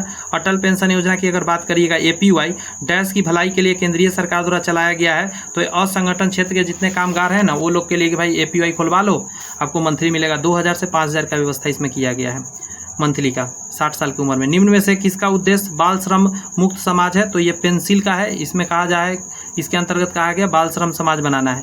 पेट्रोल के मूल्य में वृद्धि से कार की मांग घट जाएगी, कमी आ जाएगी, कार कोई नहीं खरीदेगा। किसी वस्तु का मूल्य निर्धारित होता है मांग तथा पूर्ति दोनों द्वारा। रिपीट हो रहा है क्वेश्चन। बजट की अवधि कितनी होती है, वार्षिक होती है। देखिए सारा क्वेश्चन पुराना वही है। राजकोषीय नीति का संबंध सरकारी राजस्व और व्यय से होता है। अगला है अर्थव्यवस्था में सर्वाधिक विस्तारवादी आय प्रभाव किस प्रकार के बजट नीति रखती है, तो सरकारी व्यय में वृद्धि और कर में कटौती करना रहता है। सभी अनुसूचित बैंकों को किसके साथ पंजीकृत होना होता है, तो RBI के साथ। सारे क्वेश्चन पुराना वाला आने लगा। LMV लाइसेंस प्राप्त करने की न्यूनतम आयु 18 वर्ष है। लाइट मोटर व्हीकल 2 चक्का 4 चक्का आता है इसके अंदर। दीनदयाल उपाध्याय ग्रामीण ज्योति आ गया था, विद्युत से संबंधित है। रिपीट हो रहा है क्वेश्चन। जल जीवन हरियाली बिहार से संबंधित है। निम्नलिखित में से कौन सी सरकारी योजना उद्देश्य सभी राष्ट्रीय राजमार्गों को सतह रेल क्रॉसिंग से मुक्त करना है, तो सेतु भारतम। खाद्य सुरक्षा तात्पर्य क्या है, तो देखिए उपलब्धता, पहुंच और सामर्थ्य खाद्य का सभी होना चाहिए। स्वयं सहायता समूह ऋण संबंधी अधिकांश निर्णय कौन लेता है, सदस्य का जो व्यक्ति होता है वही लेता है आपस में। कौन भौतिक पंजी का उदाहरण नहीं है, तो देखिए शिक्षा एवं प्रशिक्षण नहीं है। निम्नलिखित में से किस क्षेत्र में मौसमी बेरोजगारी सबसे ज़्यादा है, तो कृषि में देखने को मिलता है मौसमी बेरोजगारी। एक कंपनी जो कि एक से अधिक देशों में उत्पादन के स्वामित्व रखती है या नियंत्रण कर सकती है, क्या कहलाती है, उसको बहुराष्ट्रीय कंपनी कहती है। MNC मल्टीनेशनल कंपनी कहलाते हैं। देशों के बीच विकास की तुलना करने हेतु उपयोग माप क्या है, प्रति व्यक्ति आय है। जिसका प्रति व्यक्ति आय वो विकसित देश। आगे कहा जा रहा है तृतीय क्षेत्र में तृतीय से शामिल गतिविधि नहीं है, तो आंसर हो जाएगा पशुपालन। तृतीय क्षेत्र में नहीं, ये प्राथमिक क्षेत्र में आ जाता है। भारत में बजट निर्माण का कार्य किया जाता है, तो वित्त मंत्रालय द्वारा किया जाता है।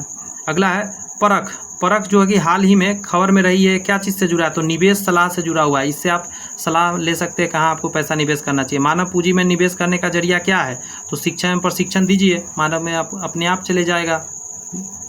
निम्न में से किस श्रेणी में भारत आता है, तो विकासशील में भारत आता है। थोड़ा देर सेशन मात्र बचा है, 2 घंटा में कंप्लीट हो जाएगा। भारत में ऋण और औपचारिक स्रोतों कार्यक्रम के पर्यवेक्षक कौन करता है, तो भारतीय रिजर्व बैंक करता है। ठीक है, 1 अप्रैल 1935 को बना था और भारतीय स्टेट बैंक बना था 1 जुलाई 1955 को। अगला है भारत में जैसे देश में सर्वाधिक प्रचुर मात्रा में उपलब्ध उत्पादन क्या है, तो श्रम है। भारत जैसे देश में आदमी ही आदमी है। बैंक की तुलना में साहूकार के द्वारा वसूला गया बहुत ज़्यादा रेट होता है, साहूकार बहुत रेट लेता है। सब शिक्षा अभियान जो है वो उद्देश्य क्या था, तो 6 से 14 वर्ष के सारे बच्चे को प्रारंभिक शिक्षा देना था। 2001 में स्टार्ट हुआ था, अटल का सरकार था, अटल बिहारी का। ठीक है, 9वीं पंचवर्षीय योजना चल रहा था, 1997 से लेकर 2002 तक चला था। GDP ग्रॉस डोमेस्टिक प्रोडक्ट है, सकल घरेलू उत्पाद होता है इसका फुल फॉर्म। अल्प बेरोजगारी तब होता है जब अपनी क्षमता से कम काम करते हैं कोई, तो अल्प बेरोजगारी उसको बोलते हैं। कच्चा माल, ठीक है, एवं हाथ में मुद्रा को कहा जाता है कार्यशील पूंजी, उससे आप कार्य करते हैं। अगला है वस्तुओं एवं सेवाओं के उत्पादन के लिए आवश्यक क्या है, तो भूमि भी है, श्रम भी है, भौतिक पूंजी है, सारी चीज़ जरूरत है तभी तो उत्पादन होगा। जीवन के बाद के वर्षों में शिक्षा का लाभ क्या नहीं है, तो इसका लाभ नहीं है। स्वास्थ्य सेवा का कोई विकास नहीं। अच्छा कार्य एवं वेतन तो मिलेगा, देखिए स्वास्थ्य सेवा का कोई विकास नहीं, ऐसे कैसे नहीं, विकास तो होता ही है। भारत के ग्रामीण क्षेत्र में किस प्रकार की बेरोजगारी पाई जाती है, तो देखो दोनों मौसमी और परछाई दोनों बेरोजगारी पाई जाती है। टेस्ला ने किस शहर के इलेक्ट्रॉनिक वाहन के रूप में जो है भारतीय सहायता कंपनी पंजीकृत करा है, 2021 के अनुसार तो बेंगलुरु में करा था। आगे आपका यहाँ पे बहुत ही अच्छा इंपॉर्टेंट जानकारी देंगे। राष्ट्रीय आय का मतलब क्या होता है, तो क्या है, उत्पादन साधनों का आय बोलते हैं। देखिए सिक्का को टकसाल कहते हैं, कहाँ छपता है, तो देखिए मुंबई में छपता है, नोएडा में, कोलकाता में, हैदराबाद, तेलंगाना में छपता है। मतलब तेलंगाना के हैदराबाद में 4 जगह सिक्का छपता है। और यहीं पे समझ लीजिए जल्दी सी ना, भारत सरकार की तरफ से करेंसी नोट कहाँ से जारी करता है, तो भारतीय रिजर्व बैंक करता है। देवास MP में छपता है, नासिक महाराष्ट्र में छपता है, सालबोनी वेस्ट बंगाल में छपता है और मैसूर कर्नाटका में छपता है। ये 4 जगह याद रखिएगा। विदेशी निवेश कहलाती है, तब विदेशी देश द्वारा आके निवेश किया जाता है। सुंदरबन राष्ट्रीय उद्यान क्या है? पश्चिम बंगाल के अंदर है। मनरेगा का अंतर्गत ग्रामीण क्षेत्रों में 100 दिन तक कार्य दिया जाता है। किस उत्पाद के लिए हॉल मार्क लगता है? तो ज्वेलरी के लिए लगता है। कृषि के लिए एग मार्क लगता है। विद्युत वस्तु के लिए ISI लगता है। उस एजेंसी का नाम जिसके मार्फत सरकार बफर स्टॉक के लिए खाद्यान्न खरीदती है, मतलब स्टॉक करके रखने के लिए, तो FCI, ठीक है। भारतीय खाद्य निगम 14 जनवरी 1965 को बना था और इसके द्वारा क्या करता है भारत सरकार? खाद्य खरीद के रखता है अर्जेंट के लिए। किस क्षेत्र में कामगार की रोजगार की सुरक्षा मिलती है? तो संगठित क्षेत्र में, यहाँ भाई आपको काम मिलेगा। किस भारतीय राज्य ने 1969-70 में खनिज उत्पादन के करीब 32.33% के तौर पर अग्रणी स्थिति बना ली है? तो बिहार बना लिया था। JN टाटा ने सिंह भूमि में किन दो नदियों के बीच लोहे और इस्पात कारखाना खोला था? टिस्को खोला था 1907 में झारखंड में, स्वर्ण रेखा और खरकई नदी के बीच में झारखंड में। अगला, हरित क्रांति मुख्य रूप से सीमित थी, तो खाद्य फसलों तक ही सीमित रहता है। अगला आपका योजना आयोग की स्थापना के साथ भारतीय अर्थव्यवस्था का युग प्रारंभ हुआ था 1950 से 15 मार्च से। भारत में कृषि सुधार शुरू किया गया था, कृषि की सहायता हेतु किया गया था कृषि में सुधार, ताकि देश का सुधार हो। निम्न में से कौन सा प्राय आर्थिक विकास का सहगामी है? तो मुद्रास्फीति हो जाएगा। आगे है, डिजिटल नियमों के मुख्य बदलाव के चलते किस कंपनी के भारत में अपना काम बंद कर दिया? तो याहू बंद कर दिया 2021 से। निम्नलिखित में कौन सा पर्यावरणीय क्षति बहुउद्देशीय परियोजना के कारण नहीं हुई है? ज्वालामुखी गतिविधि कैसे होगा? ये तो कुछ अलग ही है, चल गया। राष्ट्रीय आय समान है, तो क्या हो जाएगा? कर लागत शुद्ध राष्ट्रीय उत्पाद।